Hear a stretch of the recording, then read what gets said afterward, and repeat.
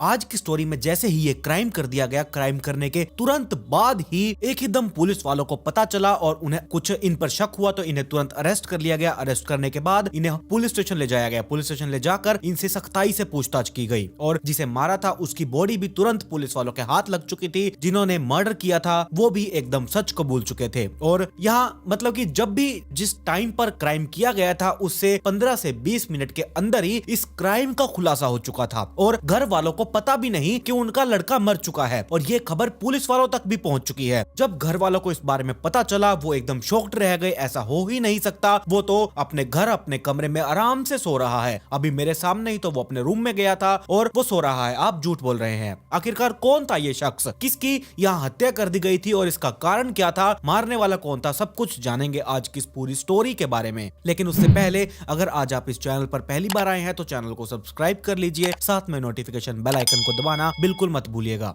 इस स्टोरी को देख लेने के बाद आप लोगों की जो भी राय होगी मुझे कमेंट सेक्शन में जरूर बताइएगा, साथ में कमेंट में पिक में लिखना बिल्कुल मत भूलिएगा। आज की जो स्टोरी सामने निकल कर आई है ये स्टोरी गोरखपुर उत्तर प्रदेश से निकल कर आई है। 22 अप्रैल 2017 के रात के करीब 2 बजे के आसपास की बात है। उत्तर प्रदेश के जिला गोरखपुर के पुलिस स्टेशन कैंट में देवेंद्र प्रताप सिंह अपने घर पर आराम से सो रहा था और अचानक घर की डोरबेल बजी तो वो जल्दी से अपने घर का गेट खोलने के लिए पहुंचे कि इतनी रात को ऐसे कौन आ सकता है। चश्मा ठीक करते हुए उन्होंने अपना दरवाजा खोला तो बाहर पुलिस वालों को देखकर उन्होंने हैरानी से पूछा, जी बताइए क्या बात है, आप लोग इतनी रात को कैसे? तो पुलिस वालों ने कहा कि कुछ बात ही ऐसी थी इसीलिए आधी रात को हमें आपके पास आना पड़ा। पुलिस वालों ने तुरंत पूछा कि आपकी बहू और आपका बेटा कहाँ पर है? देवेंद्र प्रताप ने कहा कि वो तो अपने बच्चे के साथ आराम से ऊपर सो रहे हैं। अभी तक इस परिवार में जो और लोग थे वो भी फटाफट से नीचे आ चुके थे, लेकिन ना तो देवेंद्र का बेटा विवेक नीचे आया था और ना ही उसकी बहू सुषमा नीचे आई थी। उस इंस्पेक्टर ओम हरि ने थोड़ा सख्ताई से कहा कि आपको पता भी है आपके बेटे विवेक प्रताप सिंह की हत्या कर दी गई है। उसके पिता ने कहा कि अचानक आप ये क्या कह रहे हैं, ऐसा बिल्कुल नहीं हो सकता, वो तो अभी थोड़ी देर पहले ही 2-3 घंटे पहले ही ऊपर सोने के लिए गया था, अब आप ये कह रहे हैं कि उसका मर्डर हो गया है, ऐसा कैसे हो सकता है? आप तो इंस्पेक्टर वहां पर तुरंत बोला, आप जो कह रहे हैं वो भी ठीक है और जो मैं कह रहा हूं वो भी एकदम ठीक है, आप जरा अपनी बहू को नीचे बुलाइए। इंस्पेक्टर हरि ओम वाजपेयी की बात पर बिल्कुल भी देवेंद्र प्रताप को यकीन नहीं हो रहा था। उन्होंने अपनी बहू सुषमा को आवाज दी। 3-4 बार बुला लेने के बाद सुषमा की आवाज आई तो उन्होंने सुषमा को तुरंत नीचे आने के लिए कहा। कपड़े अपनी संभालती हुई सुषमा एकदम नीचे आई तो वहां एकदम सबको जब देखा पुलिस वाले खड़े हैं, अपने ही घर के सारे लोग खड़े हैं, तो वो एकदम परेशान हो चुकी थी। उसकी ये परेशानी तब बढ़ गई जब उसने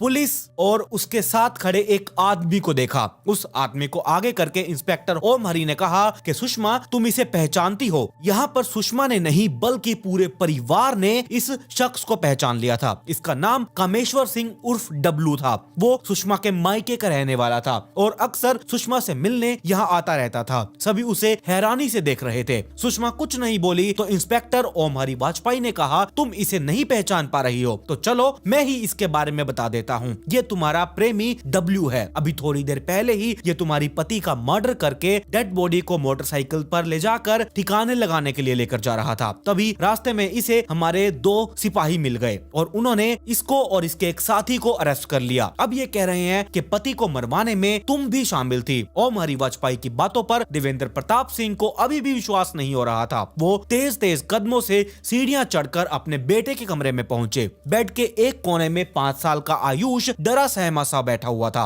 वो एकदम अपने दादा को देखता है और जद से उठा और उनके सीने से जाकर चिपक गया। वो जिस अपने बेटे को ढूंढने आए थे वो अपने कमरे में ही मौजूद नहीं था। देवेंद्र पोते को लेकर नीचे आ गए। अब एकदम साफ हो चुका था कि विवेक के साथ अनहोनी घट चुकी है। हैरानी की बात यहाँ पर यह थी कि विवेक के कमरे के साथ वाले कमरे में उसके चाचा कृष्ण प्रताप सिंह और चाची दुर्गा सिंह सोए हुए थे। ये मर्डर कब और कैसे हुआ उन्हें भी पता नहीं चल पाया। सभी ये सोचकर हैरान थे कि घर में सबके रहते हुए सुषमा ने इतनी बड़ी घटना को अंजाम कैसे दे दिया। सोचने वाली बात यहाँ पर यह थी कि इतना सब हो जाने के बावजूद सुषमा के चेहरे पर बिल्कुल भी शिकन नहीं थी। सुषमा की खामोशी से ये एकदम साफ हो चुका था कि ये सब कुछ उसकी मर्जी से किया गया है। उसके पास अपना अब अपराध स्वीकार करने के अलावा कोई दूसरा उपाय ही नहीं बचा था। उसने घर वालों के सामने ने अपना अपराध स्वीकार कर लिया था। सच्चाई जानकर एकदम घर में कोहराम सा मच चुका था। वीरेंद्र प्रताप सिंह के घर से अचानक रोने की आवाजें सुनकर पड़ोसी भी उनके घर पर पहुंच चुके थे। तब उन्हें ये पता चला कि इनके बेटे का मर्डर हो चुका है और ये सुनकर वो एकदम हैरान रह चुके थे। उनकी हैरानी तब और बढ़ गई जब उन्हें ये पता चला ये काम विवेक की पत्नी सुषमा ने ही कराया है। पुलिस वाले सुषमा को लेकर थाना कैंट में पहुंच चुके थे। कामेश्वर सिंह उर्फ डब्लू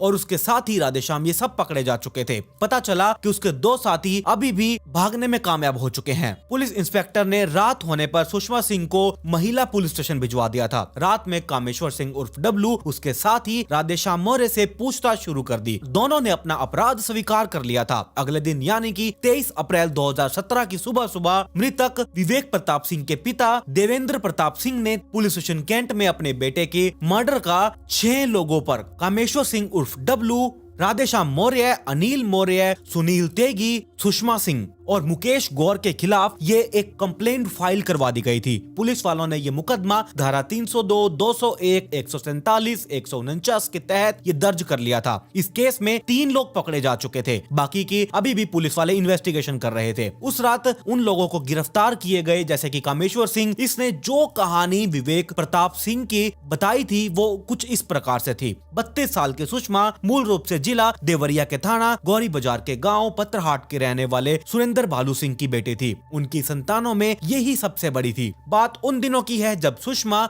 जवान हो रही थी और सुषमा काफी ज्यादा खूबसूरत थी, इसीलिए उसे जो भी देखता वो देखता ही रह जाता था। उसके चाहने वालों की लाइन तो बहुत बड़ी थी, लेकिन वो किसी के दिल पर राज ही नहीं कर पाई। इस मामले में अगर किसी का भाग्य जागा था तो वो था डब्लू। 32 साल का कामेश्वर सिंह उर्फ डब्लू उसी गाँव के रहने वाले दीप नारायण सिंह का बेटा था। उनके गाँव में दबंग का रुतबा बहुत ज्यादा था। गांव का कोई भी आदमी दीप नारायण से कोई भी संबंध नहीं रखा करता था। उसके किसी काम काज में भी कोई हाथ नहीं बटाता था। डब्लू 18-19 साल का था तभी वो अपने पिता के नक्शे कदम पर चल चुका था। वो अपने सामने किसी को भी कुछ नहीं समझा करता था। पुलिस सूत्रों के अनुसार कामेश्वर सिंह उर्फ डब्लू 10th तक ही पढ़ पाया था। इसके बाद वो अपराध में डूब चुका था। जल्द ही आसपास के पूरे जिले के लोग उससे खौफ खाने लगे थे। डब्लू का बड़ा भाई पुलिस फोर्स में कांस्टेबल था और वो शराब पीने का बहुत आदी था, इसीलिए उसे नौकरी से बर्खास्त कर दिया गया था। सन 2010 में गांव के बाहर एक तालाब में पुलिस वर्दी में बबलू का शव तैरता हुआ मिला था।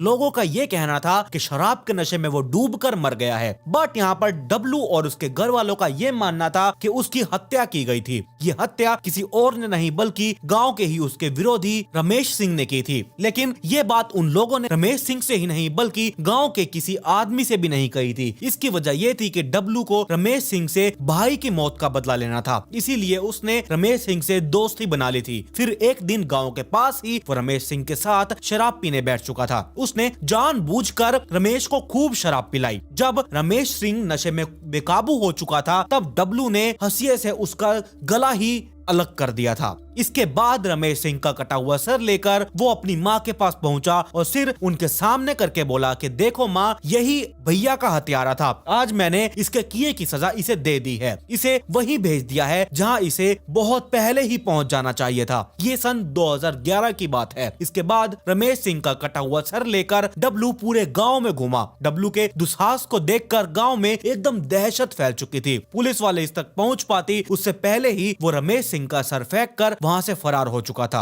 लेकिन पुलिस वालों के चंगुल से वो ज्यादा टाइम तक नहीं बच पाया और पुलिस वालों ने उसे अरेस्ट करके जेल भेज दिया। जमानत पर कुछ टाइम बाद जब ये जेल से बाहर आया तब डब्लू को लगा कि गांव के ही रहने वाले रमेश सिंह के करीबी इसका मर्डर करवा सकते हैं। फिर क्या था, ये उन्हें ठिकाने लगाने की पहले से ही योजना बनाने लगा। 25 अप्रैल 2013 को किसी काम से आनंद सिंह अपनी बाइक से कहीं जा रहे थे, तभी एक चौराहे पर घात लगाया बैठा डब्लू उसने आनंद सिंह को गोलियों से भून डाला था। उस टाइम पर वो एकदम तो फरार हो गया, लेकिन बाद में पुलिस वालों ने उसे गिरफ्तार करके जेल भेज दिया था। ये बात उस टाइम पर की है जब सुषमा कॉलेज में पढ़ रही थी, जो कि ये दोनों एक ही गांव के रहने वाले थे, इसीलिए कॉलेज आते जाते अक्सर डब्लू तो वहीं पर ही घुमा करता था और जब वो सुषमा को आते जाते अक्सर देखा करता था तब सुषमा उस टाइम पर बहुत खूबसूरत थी और डब्लू भी दिखने में ठीक ही था और साथ आने जाने में इन दोनों में जब सुषमा कॉलेज आया जाया करती थी और डब्लू वहीं पर घुमा करता था तब देखते देखते ही देखते एक दूसरे से इन दोनों को प्यार हो चुका था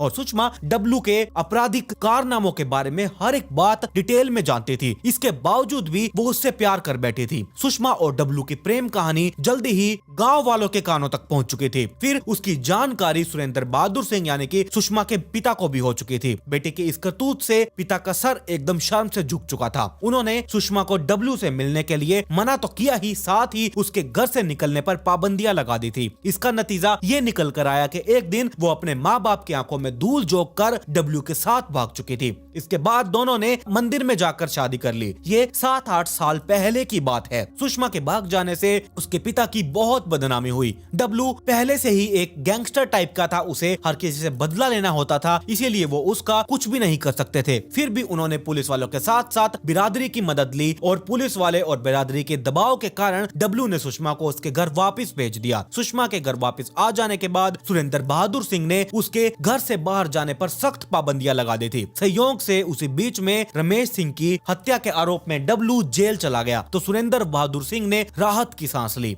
डब्लू की जो छवि बन चुकी थी उससे वो काफी ज्यादा डरे हुए थे। वो जेल चला गया तो उन्होंने इस मौके का फायदा उठाया और जल्दी जल्दी में सुषमा की शादी गोरखपुर के रहने वाले संपन्न और एकदम बढ़िया परिवार वीरेंद्र प्रताप सिंह के बेटे विवेक प्रताप सिंह उर्फ विक्की से कर दी थी। ये शादी इतनी जल्दी में हुई थी कि वीरेंद्र प्रताप सिंह बहू के बारे में कुछ पता ही नहीं कर सके। जेल में जो बंद डब्लू था उसे जब सुषमा के बारे में पता चला कि उसकी शादी हो चुकी है तो सुरेंद्र बहादुर सिंह पर बहुत नाराज हुआ, लेकिन वो सुषमा के पिता थे इसीलिए वो उन्हें कोई नुकसान नहीं पहुंचाना चाहता था। पर उसने ये जरूर तय कर लिया था कि वो सुषमा को उससे अलग नहीं होने देगा। इससे उसने कुछ भी करना पड़े वो जरूर करेगा। सुषमा ने भले ही विवेक से शादी कर ली थी लेकिन उसका तन और मन डब्लू को ही समर्पित था। हर घड़ी वो उसी के बारे में सोचती रहती थी। जल्द ही वो विवेक के बेटे आयुष की मां बन चुकी थी। जनवरी 2013 में जब डब्लू जमानत पर जेल से बाहर आया तो सुषमा से मिलने के लिए वो गोरखपुर स्थित उसके ससुराल पहुंच गया। डब्लू को देखकर सुषमा बहुत ज्यादा खुश हुई। उसका प्यार उसके लिए फिर जाग उठा। इसके बाद वो किसी न किसी बहाने से एक दूसरे से मिलने लगे। फोन पर तो बातें डेली चला ही करती थी। इसी बीच 25 अप्रैल 2013 को डब्लू ने पूर्व प्रधान अरुण सिंह की हत्या कर दी तो वो एक बार फिर से जेल चला गया। इस बार वो 5 सालों बाद 18 मार्च 2017 को जेल से बाहर आया तो एक बार फिर उसका सुषमा सिंह से मिलना जुलना शुरू हो चुका था। डब्लू बार बार सुषमा से मिलने आने लगा तो विवेक प्रताप सिंह को पत्नी के चरित्र पर शक हो चुका था। इसके बाद पति पत्नी में अक्सर लड़ाई झगड़े होने शुरू हो चुके थे। वो डब्लू को यहाँ पर आने से हमेशा मना करने लगा लेकिन सुषमा उसकी एक नहीं सुना करती थी। पत्नी के इस व्यवहार से विवेक बहुत ज्यादा परेशान रहने लगा था। वो हर रोज के झगड़ों से उनका बेटा भी अब परेशान होने लगा था। डब्लू को लेकर पति पत्नी में संबंध बहुत बिगड़ चुके थे। दोनों के बीच अब यहाँ मारपीट भी होने लगी। सुषमा विवेक की कोई बात नहीं माना करती थी। वो हर रोज के झगड़े से परेशान हो जाने के बाद विवेक सिंह परेशान होकर वो ये बातें किसी को ना बताकर वो फेसबुक पर पोस्ट कर दिया करता था। दूसरी ओर सुषमा भी पति से अब ऊब चुकी थी। वो उसे अब छुटकारा पाने के बारे में सोचने लगी। जब उसने ये बात डब्लू से कही, ये उसे विश्वास दिलाया कि उसे चिंता करने की कोई जरूरत नहीं है। वो जब चाहेगा उसे विवेक से छुटकारा दिलवा देगा। उसके बाद दोनों एक साथ रहेंगे। डब्लू के लिए किसी की जान लेना अब मुश्किल काम नहीं था। सुषमा के कहने के बाद वो विवेक की हत्या की योजना बनाने लगा। सुषमा भी इस प्लानिंग में पूरा साथ दे रही थी। दोनों विवेक का मर्डर इस तरीके से करना चाहते थे कि इनका काम भी हो जाए और इनका बाल भी बांका ना हो, यानी कि वो पकड़े भी ना जाएं। फिर विवेक की मर्डर को ये लोग एक्सीडेंट दिखाना चाहते थे। इसके लिए डब्लू ने टाटा सफारी कार के लिए एक इंतजाम किया और उसने वो कार थोड़ी दूर पार्क कर दी थी। उसके बाद घटना को अंजाम देने का ये मौका तलाशने लगे। 22-23 मई 2017 की रात को सुषमा सिंह ने योजना के तहत डब्लू को घर बुला लिया। डब्लू कार से अपने 3 साथियों राधे श्याम मौर्य, अनिल मौर्य और सुनील तेली के साथ विष्णुपुरा पहुंच चुका था। उन्होंने कार को उस घर से थोड़ी दूर एक ऑफिस के सामने खड़ी कर दी थी। कार का ड्राइवर अशोक उसी में बैठा हुआ था। डब्लू अपने साथियों के साथ विवेक के घर पहुंचा तो सुषमा दरवाजा खोलकर सभी को बेडरूम में लेकर चली गई। बेड पर विवेक अपने बेटे के साथ बड़े ही आराम से सो रहा था। विवेक की हत्या के लिए सुषमा ने एक ईंट पहले से ही लाकर कमरे में रख दी थी। कमरे में पहुंचते ही डब्लू ने विवेक का गला पकड़ लिया। जब विवेक छटपटाया तो उसके साथियों ने उसे काबू कर लिया और उन्हीं में से किसी ने सुषमा द्वारा रखी हुई ईंट से विवेक पर प्रहार किया और उसे मौत के घाट उतार दिया। धक्का मुक्की और छीना झपटी में पिता के बगल में सो रहे आयुष की आंखें खुल चुकी थी। उसने देखा कि कुछ लोग उसके पापा को पकड़े हुए हैं तो वो एकदम चिल्ला उठा। उसके चीखने पर एकदम सब डर चुके थे। डब्लू ने एकदम उसे डांट लगाई। वो चीखा उसके ऊपर तो वहां पर आयुष नीचे एकदम चुप करके सहम कर आराम से कोने में बैठ चुका था। इसके बाद वो आंखें बंद करके आराम से लेट गया और विवेक को जब सबने हिला डुला कर देखा, जब उसके शरीर में कोई हरकत नहीं हो रही थी, तो सब समझ चुके थे कि वो मर चुका है। इसके बाद उन्होंने डेड बॉडी को उठाया और ऊपर से ही नीचे फेंक दिया। फिर दबे पांव ये लोग सीढ़ियों से नीचे आ गए। नीचे आने के बाद डब्लू ने बरामदे में खड़ी विवेक की मोटरसाइकिल निकाली और खुद चलाने के लिए बैठ गया, जबकि राधेश्याम विवेक की डेड बॉडी को लेकर इस तरह बैठ गया जैसे वो बीच में बैठा हुआ है।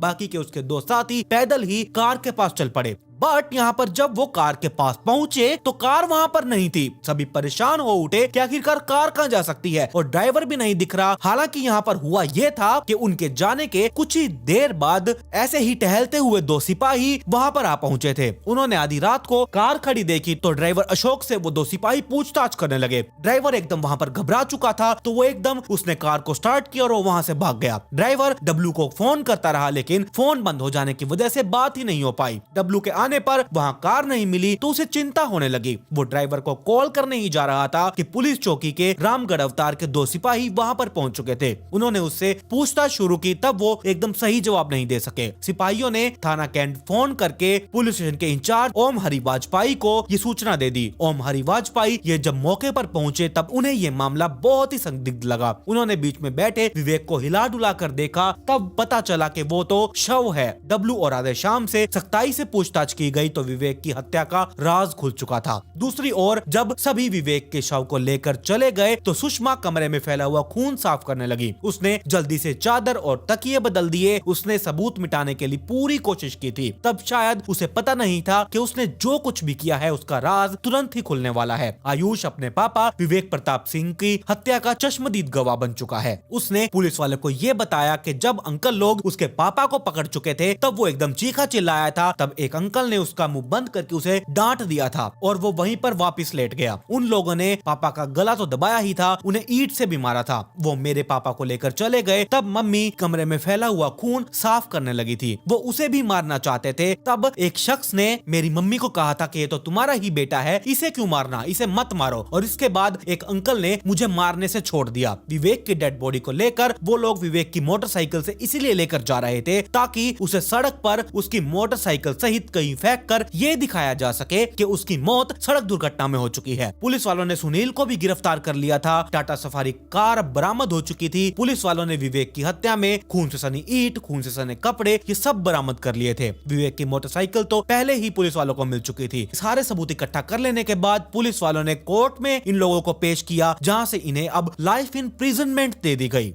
सुषमा को अपनी पति की हत्या का बिल्कुल भी अफसोस नहीं है। वो अब यही देख रही है कि मेरी सजा कम हो जाए। मेरी सजा जैसे ही कम होगी मैं जेल से बाहर जाऊंगी और अपने प्रेमी डब्लू के साथ जीवन बिताऊंगी। वो भी इन ख्यालों में खोई हुई है, वो ये सपने देख रही है। तो ये थी पूरी कहानी सुषमा सिंह की और विवेक प्रताप सिंह की पूरी कहानी।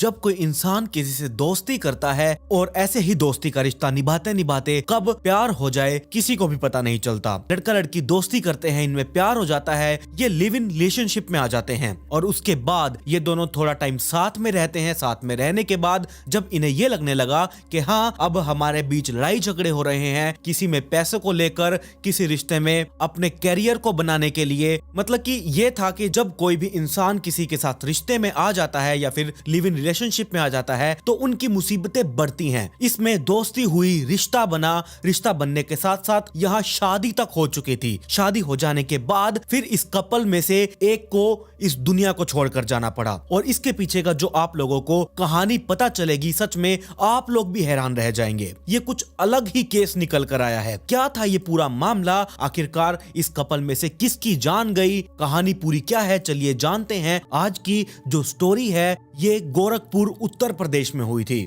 साल था 2015 का, जब गोरखपुर के उरौली गांव में रहने वाला अनीश चौधरी का उर्वा ब्लॉक ऑफिस में ग्राम पंचायत अधिकारी के पद पर चयन हो चुका था। यहाँ अनीश बहुत ज्यादा मेहनती था। ये अपने दम पर कुछ बनना चाहता था और इसी के लिए ये दिन रात मेहनत किया करता था। तरह तरह की गवर्नमेंट जॉब्स के फॉर्म भरना, एग्जाम देना, इंटरव्यूज की तैयारी करना और ये इसका डेली रूटीन था। जो कि ग्राम पंचायत का अधिकारी बन जाने के बाद इसका सपना पूरा हो चुका था। अनीश के गांव में दलित की आबादी बहुत ज्यादा थी और ये अनीश भी दलित समुदाय से ही बिलोंग करता था। लेकिन जो अनीश का बैकग्राउंड था वो बहुत अच्छा था। जो और दलित समुदाय के लोग रहा करते थे उनसे तो इसका बैकग्राउंड बहुत अच्छा था, क्योंकि ये एक संपन्न परिवार से आता था। इसके पिता और चाचा बैंकॉक में रहकर काम किया करते थे। साल 2 साल बाद इसके पिता कुछ दिनों के लिए घर आया करते थे और फिर वापस काम पर चले जाया करते थे। उन्होंने अनीश के लिए किसी भी तरह की कोई कमी नहीं रखी थी। अनीश के बड़े भाई अनिल चौधरी भी उर्वा ब्लॉक ऑफिस में जॉब करता था। ग्राम पंचायत के अधिकारी के पद पर चयन हो जाने के बाद अनीश की खुशी का ठिकाना ही नहीं था। जब इसने ये बात अपने पिता को फोन पर बताई तो उसके पिता बहुत खुश हो चुके थे और अनीश को ये कहा कि मैं जल्द ही घर आने वाला हूँ। अनीश के अधिकारी बन जाने की खुशी पूरे गांव को थी। अनीश ने इस खुशी को खुलकर इजहार भी किया। वो अपने गाँव वासियों के लिए बहुत कुछ करना चाहता था और जल्द ही उनकी सेवा में वो बिजी हो जाना चाहता था। अब इसके बाद ये कॉल लेटर का इंतजार करने लगा था, जिसे घर में ज्यादा टाइम नहीं बचा था और 1 महीने के बाद इसे ट्रेनिंग के लिए ब्लॉक ऑफिस में बुलाया गया। ट्रेनिंग के पहले दिन अनीश सुबह के 8 बजे तैयार होकर ब्लॉक ऑफिस पहुंचा। उस टाइम पर कुछ और लोग भी उस ऑफिस के हॉल में इकट्ठा हुए थे। रिपोर्टिंग का टाइम सुबह 8:30 बजे का था, तो अनीश को यहाँ टाइम बर्बाद करना बिल्कुल भी अच्छा नहीं लगा। अनीश ने हॉल में मौजूद हर किसी से हाथ मिलाया और जान पहचान बनाने के लिए उनसे बातचीत करने लगा। करीब 10 मिनट के बाद हॉल के गेट से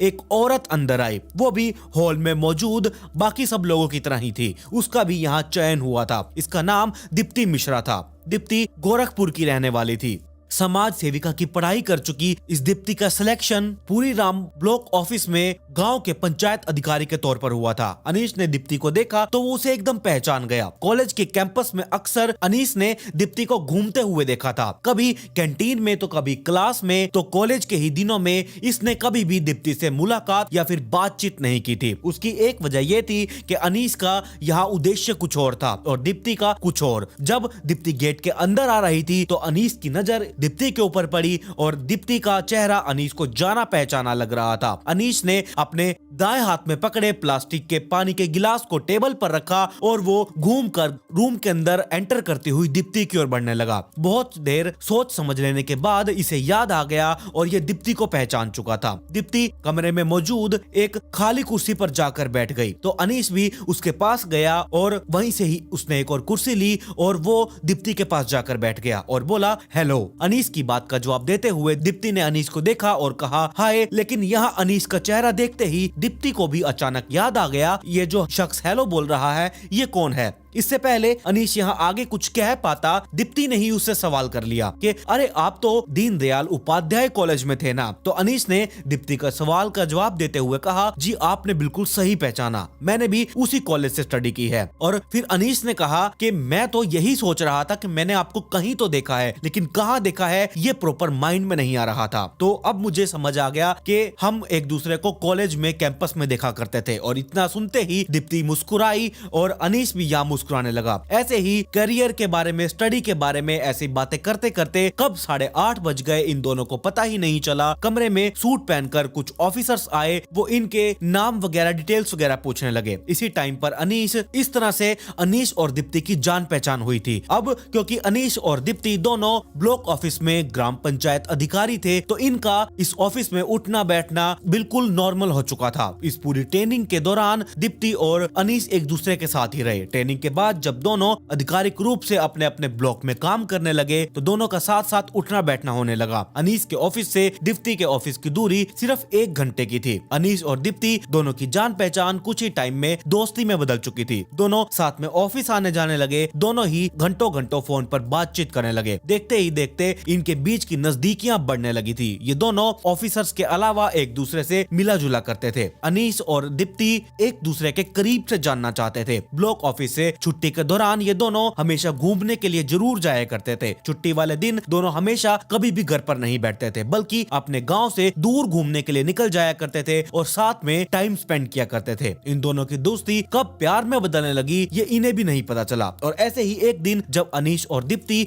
ऑफिस से शाम को छुट्टी के बाद ये दोनों साथ साथ घर जा रहे थे, तब दीप्ति के एक रिश्तेदार ने इन दोनों को साथ में देख लिया और दीप्ति की ये बात उसके घर पर बता दी। शुरुआत में तो दीप्ति के घर वालों ने उसे बिल्कुल नहीं रोका टोका, लेकिन अंदर ही अंदर वो अनीस के बारे में पता लगाने लगे। दीप्ति अपने घर में सबसे छोटी लड़की थी। दीप्ति का बड़ा भाई अभिनव यूपी पुलिस में कांस्टेबल था। जब अभिनव को दीप्ति के बारे में ये पता चला कि वो किसी के साथ रिलेशनशिप में है और फिर उसने अनीस के बारे में पता लगाना शुरू कर दिया। अभिनव को जब ये पता चला कि उसकी बहन दीप्ति का रिलेशनशिप किसी दलित जाति के लड़के से है, तब उसने ये बात अपने घर वालों को बताई और मिश्रा परिवार में बहुत इस बात को लेकर झगड़ा होने लगा था। परिवार वालों ने दीप्ति का फोन उससे छीन लिया था और उसके आने जाने पर लगातार नजर रखने लगे थे। यहाँ तक कि दीप्ति जब ऑफिस जाया करती थी तो उसके पिता उसके साथ जाने लगे और जब घर वापिस आना होता था तब वो दीप्ति को वापिस साथ घर पर लेकर आया करते थे। दीप्ति के घर वाले दीप्ति के ऊपर अब इस तरह से निगरानी लगने लगे थे जैसे उसने प्यार करके बहुत बड़ा गुनाह कर दिया हो। इस बात की जानकारी अनीश को लग चुकी थी कि दीप्ति को किस तरह की प्रॉब्लम्स का सामना करना पड़ रहा है। उन दोनों के बीच अब यहाँ बातचीत बिल्कुल बंद हो चुकी थी। दीप्ति जब अपने ऑफिस पहुंचती तो वहां पर जो और ऑफिसर्स थे, उनका जो और स्टाफ था, उनसे वो फोन लेती और अनीश को कॉल करती और उसके साथ हो रहे जुर्म के बारे में बताती। जो भी उसके साथ जुल्म हो रहा था वो सारी बातें बताती। अब अनीश ने दीप्ति को एकदम शांति से काम करने के लिए कहा और कुछ दिनों के बाद जब दीप्ति को अनीश से दूरी बिल्कुल बर्दाश्त नहीं हुई तब उसने शादी के लिए कह दिया। एक दिन फोन पर बात करते हुए दीप्ति ने अनीश से कहा, देखो मुझे पता है मेरे घर वाले हम दोनों के रिश्ते से खुश नहीं हैं, लेकिन मुझे ये जरूर पता है कि वो मुझे बहुत प्यार करते हैं। हो सकता है कि उनकी ये कुछ समय की नाराजगी हो, लेकिन ये नाराजगी जल्दी ही खत्म हो जाएगी। अनीश ने दीप्ति की बातों को बड़े ही ध्यान से सुना और कहा, तुम कह तो एकदम ठीक रही हो, अगर तुम्हारे घर वालों ने हमारी शादी की बात, हमारे रिश्ते को नहीं माना तो बहुत मुसीबत हो जाएगी। तो यहाँ पर दीप्ति ने कहा, नहीं ऐसा बिल्कुल नहीं होगा। एक बार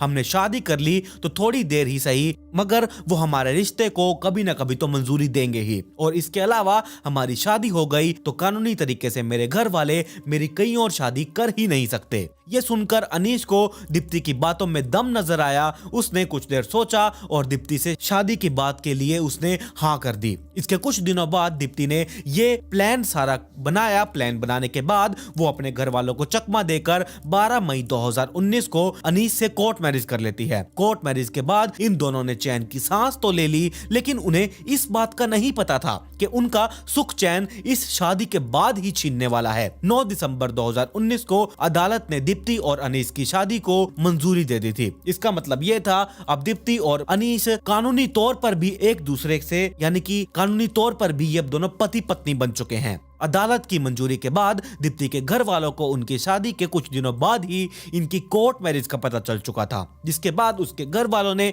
दीप्ति को मानसिक रूप से प्रताड़ित करना शुरू कर दिया। शादी के बाद मिश्रा परिवार ने दीप्ति को अनीश को जान से मारने तक की धमकी दे दी। वो दीप्ति से ये कहते कि तुमने जो गलती कर ली वो कर ली, लेकिन अभी भी टाइम है, उसे तुम तलाक दे दो और इस रिश्ते से छुटकारा पालो, वरना हम तुझे इस रिश्ते से ही छुटकारा दिला देंगे। ये सुनकर दीप्ति एकदम खौफ के साए में जिंदगी जीने लगी। उसे समझ ही नहीं आ रहा था कि क्या किया जाए। हालांकि वो हर रोज ऑफिस जाया करती और उसके मन में अनीश को लेकर हमेशा डर रहने लगा था। अनीश भी दीप्ति को लेकर हर टाइम चिंता करता रहता था। अनीश को इस बात का डर सता रहा था कि दीप्ति के घर वाले उसके साथ कुछ गलत ना कर दें। वो दोनों एक दूसरे की चिंता में खोए हुए थे, जिसका असर इनके काम पर भी अब पड़ रहा था। वो हर टाइम एक दूसरे के बारे में सोचा करते और एक दूसरे के करीब आने की कोशिश करते। शादी का जब घर पे पता चला था, उसके बाद दीप्ति को उसके घर वालों द्वारा बहुत ज्यादा प्रताड़ित किया जाने लगा। ये प्रताड़ना अक्सर मानसिक रूप से हुआ करती थी। कभी उसकी माँ जानकी देवी बीमार होने का नाटक करती तो कभी उसके पिता अक्सर उसके सामने दिल का दौरा आने का नाटक करते थे और अनीश से तलाक लेने के लिए कहा करते थे। जब दीप्ति अपने घर वालों की बात नहीं मानती तो वो अनीश को जान से मार देने की धमकियां देने लगे थे। दीप्ति के घर वाले उसे दलित समुदाय के लड़के से शादी करने के लिए उसे कलंक समझने लगे थे। वो दीप्ति को अक्सर कहा करते थे कि तुमने हमारे परिवार की नाक कटवा के रख दी है। और इसी बीच फरवरी 2021 की शुरुआत में दीप्ति के पिता ने ये कहा कि उसकी बेटी के साथ दुष्कर्म हुआ है और इसका आरोप लगा दिया गया। ये जानकर दीप्ति इतना ज्यादा शॉक्ड हो चुकी थी कि उसके पिता ही उसके साथ ऐसा कैसे कर सकते हैं। लेकिन उन दिनों दीप्ति के घर वालों ने उसे इतना ज्यादा टॉर्चर किया कि उस पर इतना ज्यादा दबाव बनाया कि दीप्ति को अनीश के खिलाफ बयान देना पड़ गया। लेकिन जब अनीश की गिरफ्तारी की नौबत आई तब फरवरी 2021 में दीप्ति एक बार फिर से अपने घर वालों को चकमा देकर अनीश के साथ रहने के लिए उसके घर चली गई। फिर भी दीप्ति के घर वालों ने यहाँ पर हार नहीं मानी। उन्होंने उसी पुलिस स्टेशन में अनीश के खिलाफ दीप्ति को किडनैपिंग करने की रिपोर्ट दर्ज करवा दी, जिसके बाद अनीश और दीप्ति ने मिलकर सोशल मीडिया पर एक वीडियो बनाकर अपलोड की, जो वीडियो वायरल हो चुकी थी। उस वीडियो में दीप्ति ने यह बताया उसकी किडनैपिंग नहीं हुई है, वो अपने पति अनीश के साथ रह रही है और दोनों ने शादी कर ली है। कुछ महीनों तक इन दोनों ने जिंदगी को साथ में गुजारा, साथ में काम पर जाया करते, साथ में काम से वापस आया करते, लेकिन दोनों के मन में जो डर का साया था वो कम ही नहीं हो रहा था। इसको ध्यान में रखते हुए अनीश के पिता ने दोनों को सार्वजनिक तौर पर शादी करने का ऑप्शन बताया। उन्होंने कहा कि अगर वो समाज के सामने शादी कर लेंगे तो हो सकता है कि वो लोग इन दोनों की शादी को स्वीकार कर लें। इनकी बातों का सम्मान करते हुए दोनों ने 28 मई 2021 के दिन गोरखपुर के महादेव झारखंडी मंदिर में शादी कर ली थी। मंदिर में शादी कर लेने के बाद अनीश के घर वालों ने दोनों के लिए अवंतिका होटल में एक बार रिसेप्शन भी रखी, जिस रिसेप्शन में सिर्फ अनीश के घर वाले और रिश्तेदार ही मौजूद थे। दीप्ति के घर से ना तो मंदिर में शादी के टाइम पर कोई आया और ना ही रिसेप्शन में कोई आया। शादी और रिसेप्शन के बाद कुछ दिन ऐसे ही गुजर चुके थे। दीप्ति के घर वालों की तरफ से अब ना तो धमकी भरे फोन आ रहे थे और ना ही वो लोग अब दीप्ति को परेशान कर रहे थे। लेकिन ये जो शांति थी ये एक बड़े तूफान की ओर लेकर जा रही थी। ये बात दीप्ति बहुत अच्छे से समझ चुकी थी, लेकिन जो यहाँ अनीश था वो समझ ही नहीं पा रहा था। दीप्ति ने उसे बहुत बार अलर्ट किया कि तुम हमेशा जब भी कहीं बाहर जाओ तो संभल कर जाना, संभल कर रहना, चारों तरफ अपने नजर रखना कि कौन तुम्हारे साथ है, कौन तुम्हारे पीछे है। लेकिन यहाँ अनीश इसको हल्के में ले रहा था। धीरे धीरे अनीश के दिमाग से डर अब कम होने लगा था। अनीश पहले के मुकाबले लापरवाह हो चुका था और बेफिक्री के साथ घूमने फिरने लगा था। इस चीज को लेकर दीप्ति ने उसे कई बार आगाह किया, उसे कई बार अलर्ट किया गया, लेकिन अनीश को उसकी बातों का कोई भी असर नहीं हुआ। अनीश को यह लगता था कि ये अपना ही इलाका है तो यहाँ कोई खतरा नहीं है, लेकिन ये लापरवाही उसे बहुत भारी पड़ी। 24 जुलाई 2021 के दिन अनीश और उसके चाचा देवी दयाल, जो कि उर्वा ब्लॉक में ही ग्राम पंचायत के अधिकारी थे, ये दोनों दोपहर को एक दुकान पर हिसाब करने के लिए निकले। दरअसल अनीश ने उससे कुछ सामान लिया था तो उसके पैसे देने थे, तो वहीं पर अनीश अपने उधार को चुकता करने के लिए गया हुआ था। दुकान मालिक हिसाब तैयार कर ही रहा था, तभी अनीश के मोबाइल पर एक फोन आया। फोन को रिसीव करते हुए उसके चाचा को ये कहते हुए कि आप हिसाब देखो, मैं एक बारी फोन पर बात करके आता हूँ। ऐसे ही बात करते करते वो दुकान से बाहर आ गया और सड़क के एक किनारे बात करने में बिजी हो गया। और तभी इसके चाचा देवी दयाल भी दुकान से बाहर निकले और कुछ दूरी पर अपने भतीजे यानी कि अनीश की निगरानी करने लगे। उसी टाइम पर दूसरी तरफ से तेजी से दो बाइक आकर अनीश के पीछे रुकी और दोनों बाइक पर दो दो लड़के सवार थे, जिन्होंने अपने चेहरे को पूरी तरह से ढक रखा था। ये एक बाइक पर पीछे बैठे नकाबपोश ने अपनी कमर के पीछे एक तेज धार वाला हथियार छुपाया हुआ था। उसने जैसे ही वो हथियार निकाला और फिर फिल्मी स्टाइल में अचानक अनीश के सीने पर और कमर पर ताबड़तोड़ लगातार वार करता गया। भतीजे पर हमला होते हुए देख उसके चाचा देवी दयाल चारों लोगों से भिड़ चुके थे। उन्होंने भतीजे पर हमला करने वाले एक नकाबपोश को वहीं पर धर दबोचा था और वहीं पर देखकर वो आदमी बहुत ज्यादा घबरा गया। उसने अपने आप को छुड़ाने के लिए उसके चाचा के सीने के ऊपर वार कर दिया। अचानक हुए हमले से देवी दयाल पर बल के लिए जमीन पर गिर चुके थे और कुछ देर बाद जब वो उठे तब उस आदमी ने दोबारा देवी दयाल के ऊपर वार कर दिया। तब तक यहाँ पर चीखना, चिल्लाना, रोना धोना बहुत तेज हो चुका था और ऐसे ही देवी दयाल की चीख सुनकर आस पड़ोस के दुकानदार शोर मचाते हुए बाहर निकले। पब्लिक ने उन लोगों को जब देखा तो वो सारे चौकन्ने हो गए और जिधर से वो लोग आए थे वहीं पर ही उन्होंने हथियार फेंका और वो वहां से 9-2-11 हो गए। इधर अचानक हुए हमले से अनीश डर चुका था, गंभीर रूप से ये बहुत घायल हो चुका था। ऐसे ही जब वो घायल था तो उठने की कोशिश कर रहा था और जैसे ही वो उठा तो एकदम वापिस नीचे जमीन पर इतनी जोर से गिरा, बस वो गिरा ही रह गया, वो उसके बाद उठ ही नहीं पाया। जल्दी जल्दी में लोगों ने देवी दयाल और अनीश को ऑटो में लादा और उन्हें हॉस्पिटल पहुंचा दिया, जहां डॉक्टर्स ने अनीश को देखते ही मृत घोषित कर दिया। लेकिन भतीजे की मौत की खबर सुनते ही देवी दयाल की हालत और ज्यादा बिगड़ चुकी थी। घबराहट के मारे उनकी सांसों की जो तेजी थी वो और भी धीमी होती गई। ये देखकर डॉक्टर घबरा चुके थे और उन्हें दूसरे हॉस्पिटल रेफर कर दिया गया। अनीस के मर्डर की खबर मिलते ही उस पूरे इलाके में शांति सी फैल चुकी थी। जैसे जैसे उसके जानने वालों को ये पता चलता रहा, वैसे ही कुछ लोग घटनास्थल पर पहुंचे और कुछ लोग हॉस्पिटल पहुंच गए। और उधर इस दिल दहला देने वाली घटना की सूचना वहां के police station in charge Ashok Kumar को मिल चुकी थी। इस क्राइम सीन की सूचना मिलते ही वो तुरंत हॉस्पिटल पहुंचे और हॉस्पिटल को पूरी तरह से घेर लिया था, ताकि यहाँ और कोई क्राइम ना हो सके। पुलिस ऑफिसर्स ने उस डेड बॉडी का निरीक्षण किया तो यहाँ अनीश के सीने के ऊपर धारदार हथियार से लगातार वार किए गए थे। ज्यादा खून बहने से अनीश की यहाँ मौत हो चुकी थी। पुलिस वालों ने डेड बॉडी को अपने कब्जे में लिया और उसे बीआरडी मेडिकल कॉलेज में पोस्टमार्टम के लिए भेज दिया गया। उसके बाद इंस्पेक्टर अशोक कुमार को कागजी कार्रवाई पूरी करते करते दोपहर के 2 बज चुके थे। हॉस्पिटल से फारिग होते ही पुलिस वाले वहां पर पहुंचे जहां पर इस क्राइम सीन को अंजाम दिया गया था। पुलिस वालों ने उस क्राइम सीन का निरीक्षण किया, वहां की इन्वेस्टिगेशन की। उसके बाद वो जो वहां पर अनीस को और उसके चाचा को मारा गया था, वहां जो खून था वो एकदम जम चुका था और वहां सिर्फ मक्खियां भिनभिना रही थी। मौके से कुछ दूरी पर एक खून से सना हुआ एक धारदार हथियार भी गिरा हुआ था। पुलिस वालों ने उसे सबूत के तौर पर अपने कब्जे में ले लिया। मौके पर फोरेंसिक टीम जो पहुंची थी वो अपनी जांच में जुट चुके थे। पुलिस वालों ने अनीस की पत्नी दीप्ति चौधरी के कहने पर आईपीसी धारा के 302, 307, 506, 120 बी इन सारी धाराओं के तहत दीप्ति के परिवार वालों के ऊपर मुकदमा दर्ज करवा दिया, जिसमें नरेंद्र मिश्रा, मलिकांत मिश्रा, अभिनव मिश्रा, अनुपम मिश्रा, ये सारे लोग शामिल थे। इस क्राइम सीन की जांच की जिम्मेदारी भोला की सीईओ अंजलि कुमार पांडे को दी गई थी। इस केस में पुलिस वालों ने 4 आरोपियों को मलिकांत मिश्र, विवेक तिवारी, अभिषेक तिवारी और सनी सिंह को अरेस्ट कर लिया था। इन चारों से पूछताछ की गई तो उन्होंने अपने क्राइम को स्वीकार करते हुए बाकी लोगों के नाम भी बताए। इसमें और कौन कौन शामिल है। पुलिस वालों ने इन्हें अदालत में पेश किया और इन्हें हमेशा के लिए जेल में डाल दिया गया। 28 जुलाई 2021 को एसपी अनोद कुमार सिंह ने एक प्रेस कॉन्फ्रेंस को बुलाया और 4 लोगों की गिरफ्तार करने की जानकारी दी थी और कहा कि जल्द ही बाकी के आरोपियों को भी अरेस्ट कर लिया जाएगा। बाकी देखा जाए अभी तक भी वो बाकी के लोग अरेस्ट नहीं किए गए हैं, उनका कुछ भी अता पता नहीं है। इसके बाद भी अब 2.5 साल बीत चुके हैं, लेकिन अभी तक पुलिस वालों के हत्थे वो बाकी लोग नहीं लगे। पता नहीं वो कहाँ छुपे हुए हैं, इंडिया में है भी या नहीं, पता नहीं उनके साथ क्या हुआ, वो जिंदा भी है या नहीं। पुलिस वाले अभी भी इस केस में जुटे ही हुए हैं। देखा जाए तो अब आगे क्या होगा, जो भी होगा आप लोगों को कमेंट में पिन करके जरूर बता दिया जाएगा। तो ये थी पूरी कहानी दीप्ति मिश्रा और उसके पति अनीश चौधरी की।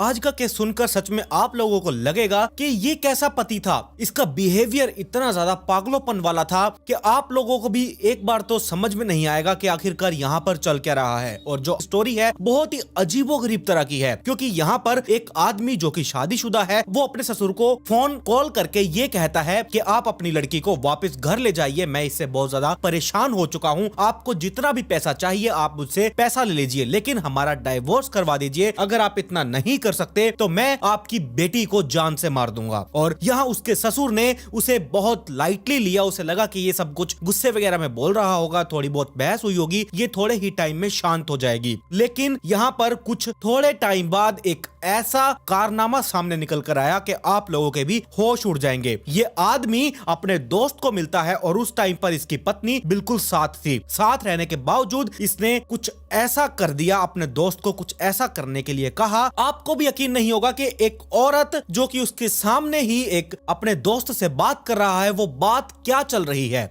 आखिरकार यहाँ वो बात इस औरत के मर्डर के बारे में ही चल रही थी और इसको बिल्कुल भी नहीं पता था कि मेरा पति मेरे सामने मेरे ही मर्डर के बारे में बात कर रहा है। कुछ इस तरीके से कोड लैंग्वेज में इसने बात की और फिर एक ऐसी घटना को अंजाम दे दिया गया। आखिरकार ये पूरी स्टोरी क्या थी, इसके पीछे जो मोटिव था वो क्या था, क्यों आखिरकार ये अपनी पत्नी को ही मरवाना चाहता था, जबकि इनकी शादी के बाद एकदम इनकी खुशहाल जिंदगी हो चुकी थी, बड़े ही मजे से ये दोनों रह रहे थे। फिर अचानक ऐसा क्या हुआ, जानेंगे आज की इस पूरी स्टोरी के बारे में। आज मैं जिस स्टोरी के बारे में आप लोगों से बात कर रहा हूँ, ये स्टोरी जयपुर से निकलकर सामने आई है। उस दिन जनवरी 2020 की 7 तारीख थी, शाम के 7 बज रहे थे। हर रोज की तरह घरेलू नौकरानी पूजा जयपुर के यूनिक टावर सोसाइटी में श्वेता तिवारी के फ्लैट नंबर 103 पर काम करने के लिए पहुंची। उसने जब डोरबेल बजाई तो श्वेता तिवारी ने दरवाजा नहीं खोला और ना ही अंदर कोई हलचल सुनाई दी। पूजा ने दरवाजे को अंदर की ओर जब धकेला तब वो अचानक खुल गया। नौकरानी कमरे के अंदर पहुंची और उसके मुंह से एकदम चीख निकल चुकी थी। कमरे के अंदर पलंग पर मालकिन श्वेता तिवारी एकदम बेसुध हालातों में पड़ी हुई थी। साइड में ही खून पड़ा हुआ था और वो जैसे ही पूजा चीखते चिल्लाते हुए उस कमरे से बाहर निकली और आस पड़ोस के फ्लैट्स में जो लोग रह रहे थे उनको बताया गया। इस मर्डर की खबर से सोसाइटी में एकदम हड़कंप मच चुका था।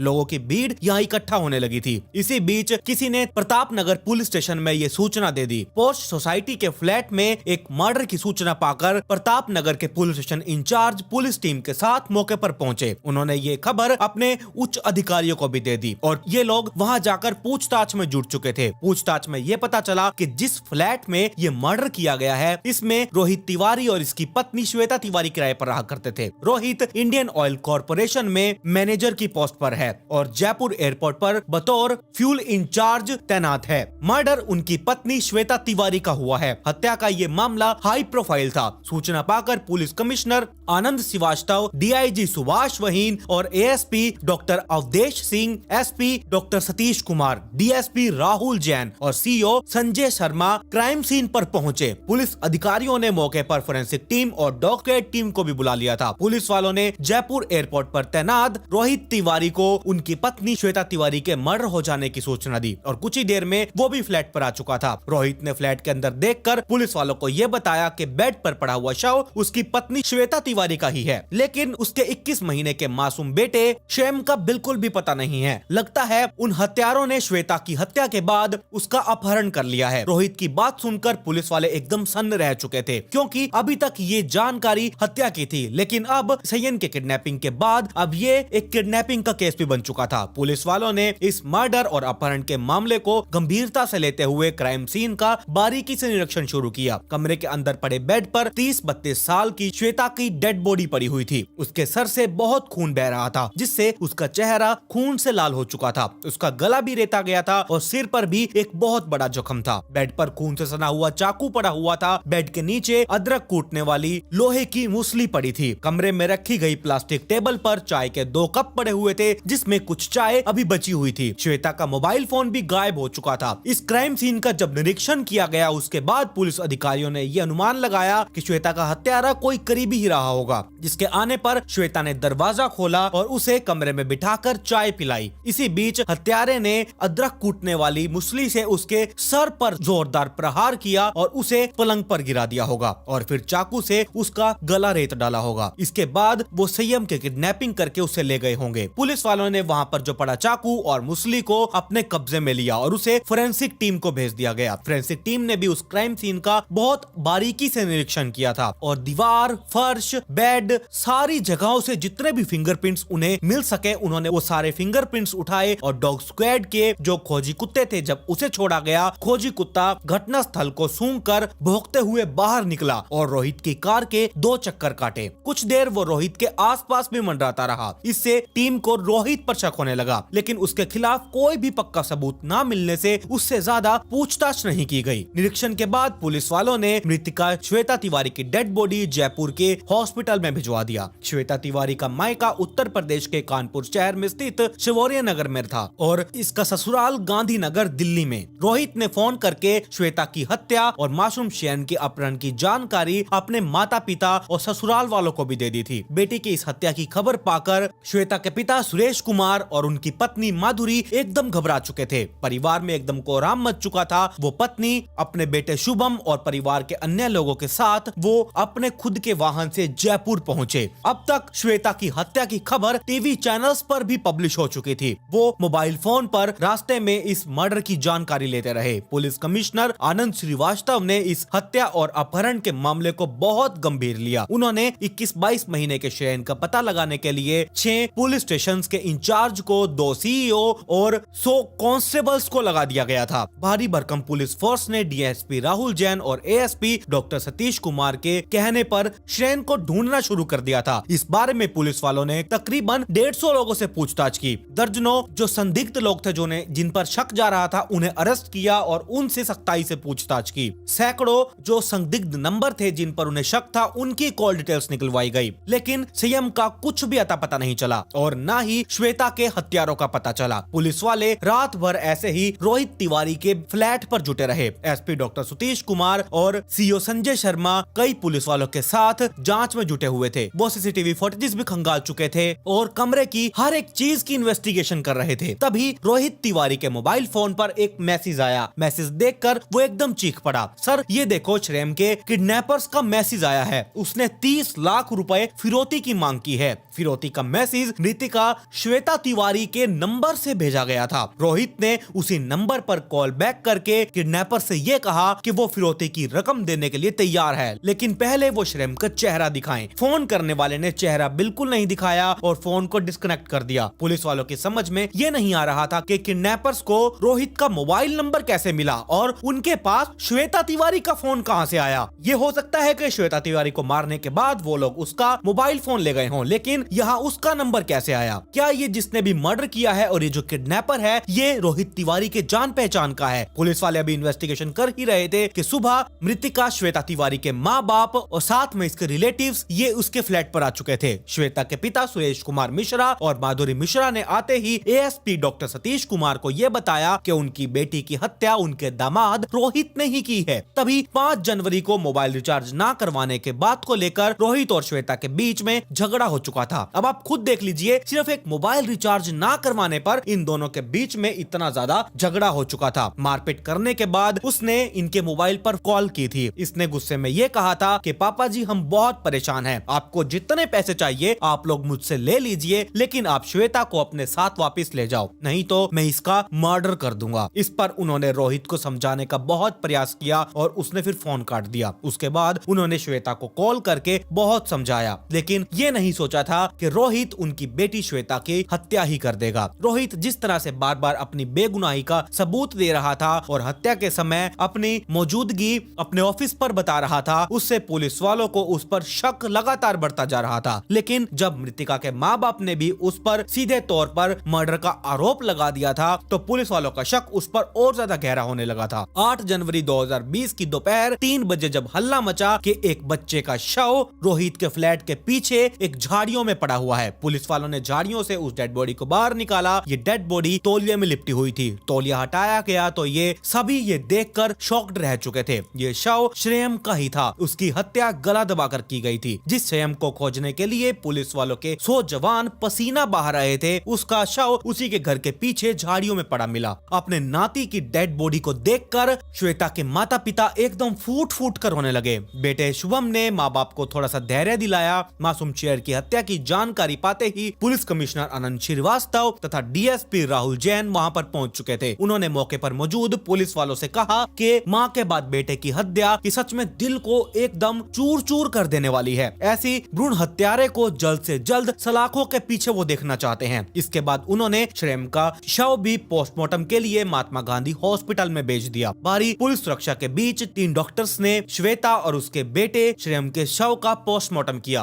पोस्टमार्टम के बाद दोनों डेड बॉडीज श्वेता के पति रोहित के बजाय श्वेता के माता पिता को सौंप दी गई। सुरेश कुमार मिश्रा दोनों डेड बॉडीज को लेकर सर्वोदय नगर कानपुर स्थित अपने घर पहुंच गए थे। वहां भैरव घाट पर उनका अंतिम संस्कार कर दिया गया। अंतिम संस्कार करने का दृश्य उस टाइम पर बहुत ही भयानक था। सच में वहां एक एक व्यक्ति इतना फूट फूट कर रो रहा था। आप लोगों को भी पता है, जब किसी के घर ऐसा भगवान ना करे ऐसा हो, लेकिन जब कोई मरता है तो वहां की उस टाइम की सिचुएशन क्या होती है, आप लोगों को शायद ये पता होगी। डबल मर्डर की गुत्थी सुलझाने के लिए जयपुर पुलिस वालों ने मृतिका कृतिका के पति रोहित तिवारी पर अपना शिकंजा कसा और उसे सख्ताई से पूछताछ की। पुलिस वाले उसे एयरपोर्ट लेकर गए और घटना वाले दिन यानी कि 7 जनवरी की सीसीटीवी फुटेज को खंगाला। पता चला कि उस दिन रोहित तिवारी एयरपोर्ट सुबह पहुंचा था और पत्नी की हत्या की सूचना मिलने के बाद एयरपोर्ट से घर को निकला था। फुटेज से यह भी पता चला कि रोहित घटना के समय वहां एक बैठक में मौजूद था। उसके मोबाइल की लोकेशन भी दिन भर एयरपोर्ट की ही मिल रही थी। सारे सबूत रोहित के पक्ष में जा रहे थे। इसी कारण पुलिस वाले उसे अरेस्ट नहीं कर पा रहे थे। पुलिस वालों को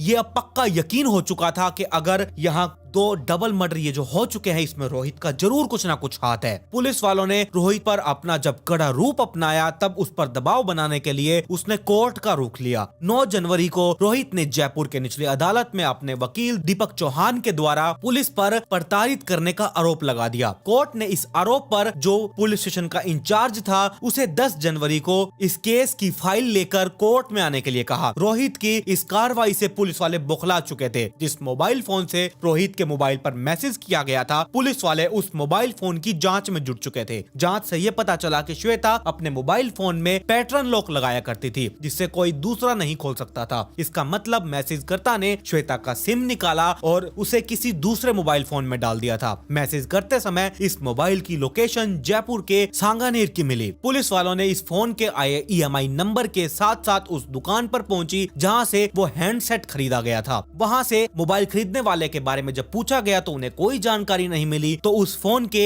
IMEI नंबर को ट्रेस करके पुलिस वाले उस लोकेशन पर पहुंच चुके थे। पुलिस वालों ने उस मैसेज करने वाले को वहां से उठाया। उठाने के बाद उससे पूछताछ की गई। उसने अपना नाम सौरभ चौधरी निवासी भरतपुर तथा हाल पता सांगानेर बताया। उससे जब श्वेता और उसके मासूम बेटे के मौत के बारे में जब पूछा गया, मर्डर के बारे में जब पूछा गया, तब उसने ऐसा ये सब कुछ करने से इनकार कर दिया था। लेकिन जब उसके साथ सख्ताई की गई तब वो टूट चुका था और दोहरी हत्या करने का जुर्म उसने कबूल कर लिया। सौरभ चौधरी ने यह बताया कि रोहित तिवारी ने ही उसे 20,000 रुपए देकर पत्नी और बेटे की हत्या की सुपारी दी थी और ये दोहरी हत्या की साजिश रोहित ने ही रची थी। सौरभ से पूछताछ के बाद पुलिस वालों ने 10 जनवरी 2020 को रोहित तिवारी को भी अरेस्ट कर लिया। पुलिस स्टेशन में जब उसका सामना सौरभ चौधरी से हुआ तो उसका चेहरा एकदम लटक चुका था और उसने अपनी पत्नी श्वेता तिवारी और बेटे सैयब को मारने का जुर्म कबूल कर लिया था। डबल मर्डर के इस हत्यारों के पकड़े जाने की जानकारी पुलिस कमिश्नर आनंद श्रीवास्तव और DCP डॉक्टर राहुल जैन को हुई तो वो तुरंत पुलिस स्टेशन के प्रताप नगर में पहुंच चुके थे। उन्होंने आरोपियों से जब पूछताछ की और प्रेस वालों में ये सारा खुलासा कर दिया जो कि ये मर्डर अपना इन आरोपियों ने जुर्म कबूल कर लिया था। तो इसीलिए पुलिस स्टेशन के इंचार्ज ने धारा 302, 201, 120B के तहत सौरभ चौधरी और रोहित तिवारी के खिलाफ रिपोर्ट दर्ज कर ली थी। पुलिस द्वारा पूछताछ करने पर एक ऐसे पति की कहानी सामने आई जिसने दूसरी शादी को रचाने के लिए अपनी पत्नी और बच्चे के कत्ल की साजिश रच डाली थी। उत्तर प्रदेश के कानपुर के महानगर के पास एक मोहल्ला है सर्वोदय नगर।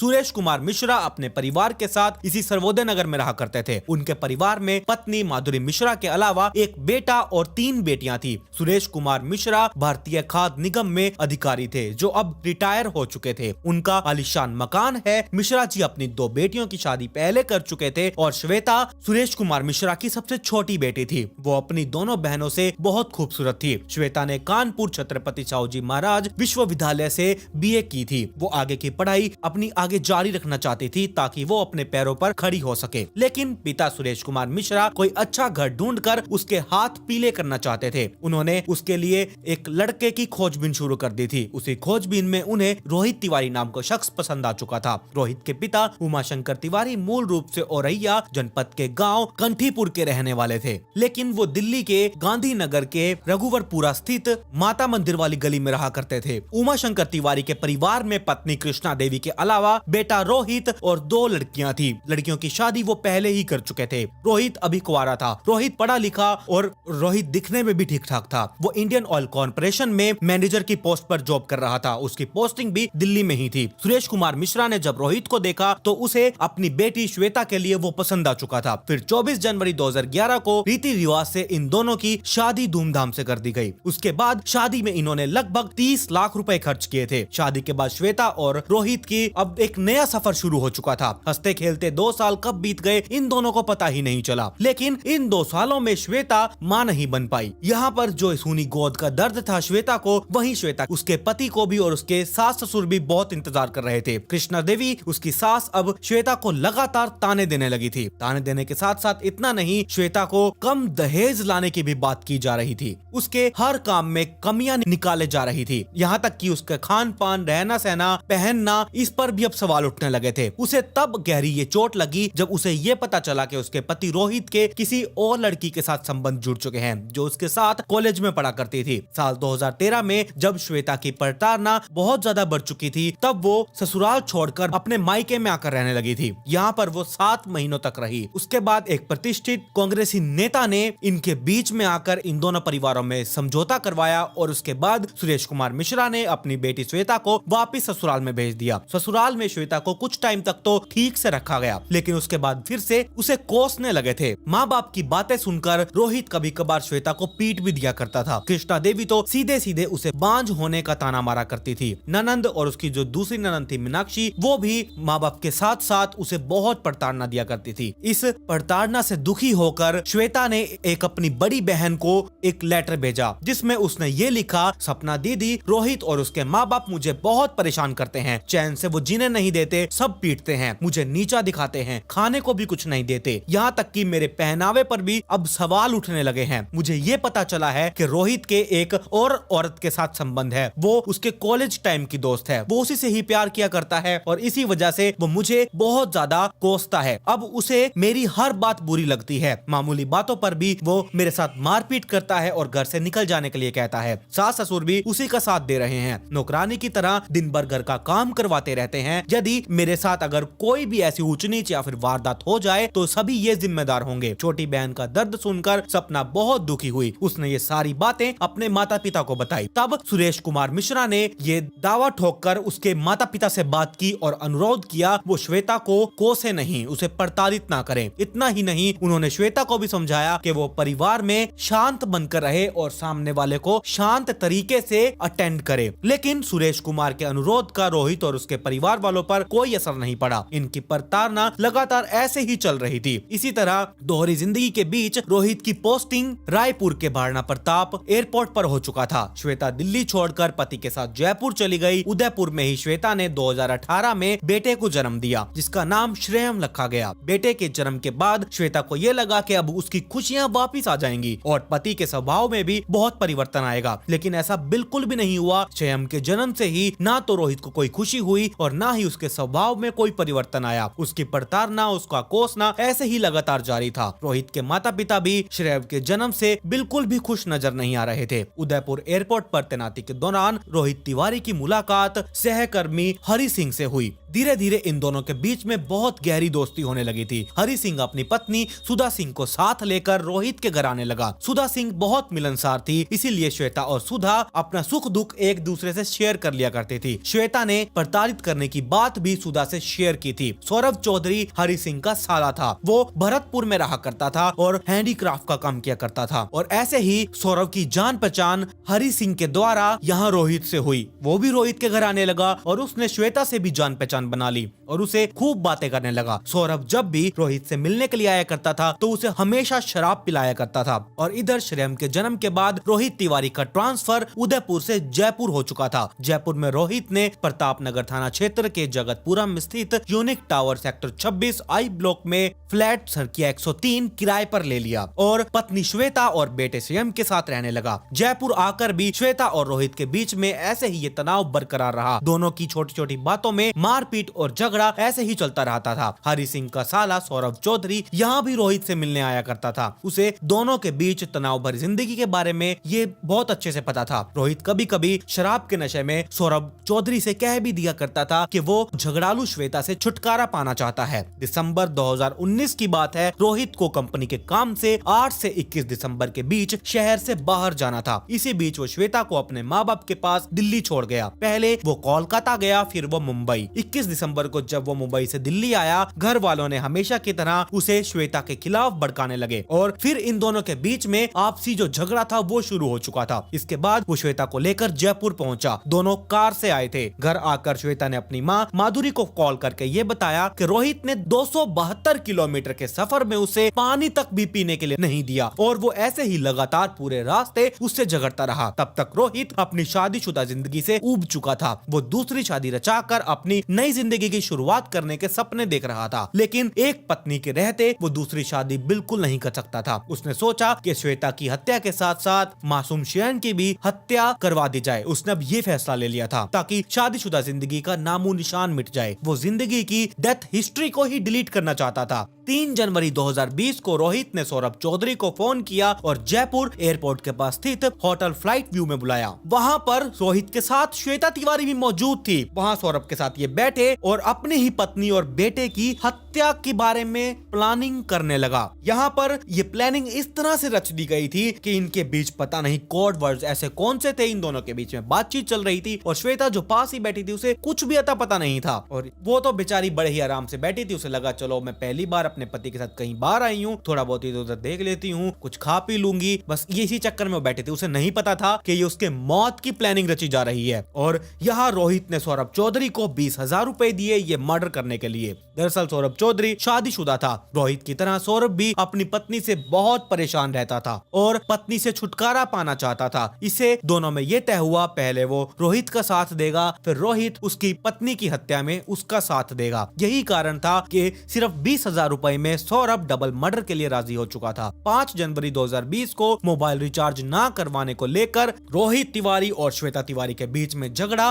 और बहुत मारपीट हुई। इसके बाद श्वेता के पिता सुरेश कुमार मिश्रा को कॉल करके रोहित ने इसकी ये सारी बात बताई और कहा कि अगर आप अपनी बेटी को नहीं ले जाओगे तो मैं मार दूंगा, आप ले जाओ, बेशक आप मुझसे इसके बदले और पैसे ले लेना, आप इसे ले जाओ। और मतलब तो क्या, जो भी उन्होंने इसने कहा था कितने पैसे ले लेना, आप उसे ले जाओ। और गुस्से में उन्होंने अपने दामाद को समझाया और बेटी को भी समझाया, लेकिन समझाने के बावजूद रोहित का गुस्सा बिल्कुल भी ठंडा नहीं हुआ। उसने फोन करके सौरभ चौधरी को जयपुर बुलाया और श्वेता तथा उसके मासूम बेटे श्रेयम की हत्या के बारे में पूरी प्लानिंग रच ली थी। दिन, तारीख, समय सब कुछ तय कर लिया था। योजना के मुताबिक 7 जनवरी 2020 की सुबह 9 बजे रोहित जयपुर एयरपोर्ट पहुंच गया और अपने काम पर जुट चुका था। वो वहां एक मीटिंग में भी शामिल हो चुका था। वहां सीसीटीवी कैमरे लगे हुए थे, उसके सामने भी वो आता जाता रहा ताकि उसका फोटो कैमरे में कैद हो जाए। इधर योजना के मुताबिक सौरभ चौधरी भी 7 जनवरी को दोपहर को लगभग 2 बजे यूनिक टावर अपार्टमेंट में स्थित इसके फ्लैट में पहुंचा और डोरबेल बजाई। श्वेता ने जब दरवाजा खोला तो सामने सौरभ खड़ा हुआ था, जो कि सौरभ श्वेता को बहुत अच्छे से जानता पहचानता था। श्वेता भी उसे जानती थी, तो इसीलिए उसे अंदर बुला लिया और कमरे में बिठाया और फिर उसने 2 कप चाय बनाई और दोनों ने बैठकर आराम से चाय पी। चाय पीकर दोनों ने कप टेबल पर रखे। इसी बीच श्वेता दूसरे कमरे में चली गई जहां उसका बेटा श्रेयम सोया हुआ था। तभी मौका पाकर सौरभ चौधरी रसोई में गया, अदरक कूटने वाली लोहे की मुसूले उठाकर ले आया।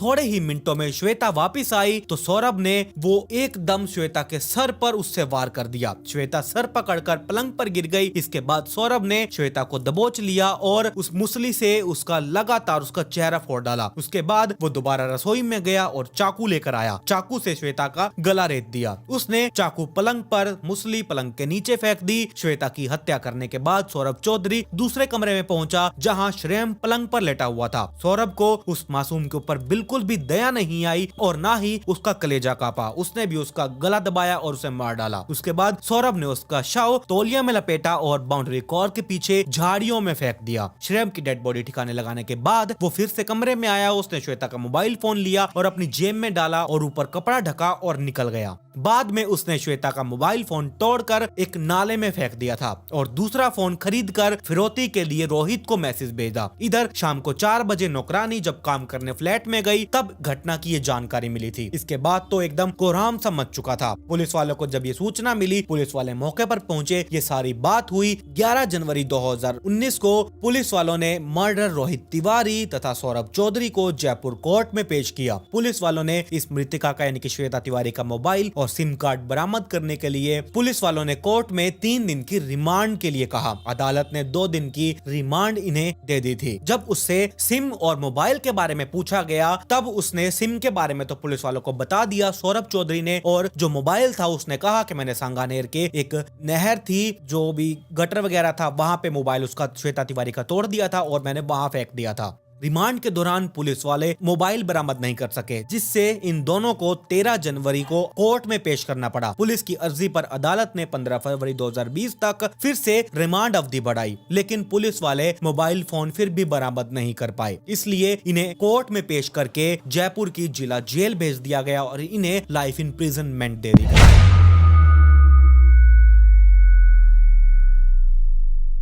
क्या आप इस बात को जानते हैं, जब कहीं पर क्राइम होता है पुलिस वाले आते हैं, इन्वेस्टिगेशन होती है, क्राइम करने वाले को ढूंढा जाता है, अरेस्ट किया जाता है, लेकिन तब क्या होगा जब केस सॉल्व ही ना हो पाए, जब इल्जाम पॉलिटिशियंस, पावरफुल पीपल्स और बाहुबलियों पर आने लगे। स्टोरी एक ऐसी क्राइम सीन के बारे में है जिसकी इन्वेस्टिगेशन में जिले की पुलिस वालों से लेकर राज्य के क्राइम ब्रांच तक लग चुके थे। फिर देश की सबसे बड़ी एजेंसी सीबीआई ये भी लग चुकी थी, लेकिन फिर भी ये केस सुलझ ही नहीं पाया। पहले तो लोग इंसाफ के लिए लड़ाई लड़ रहे थे, लेकिन अब इन्वेस्टिगेशन के लिए ये लोग लड़ रहे थे क्योंकि इस केस में किसी को भी कुछ मिला ही नहीं। क्या थी ये पूरी स्टोरी, क्यों ये केस पूरा होते हुए भी अधूरा रह चुका था, जानेंगे आज की इस पूरी स्टोरी के बारे में। मैं बात करने वाला हूँ नवरूणा चक्रवर्ती केस के बारे में। इस स्टोरी की शुरुआत होती है बिहार के मुजफ्फरपुर शहर से। यही जवाहरलाल रोड के पास चक्रवर्ती लेन में एक बंगाली फैमिली रहा करती थी, चक्रवर्ती फैमिली। उसमें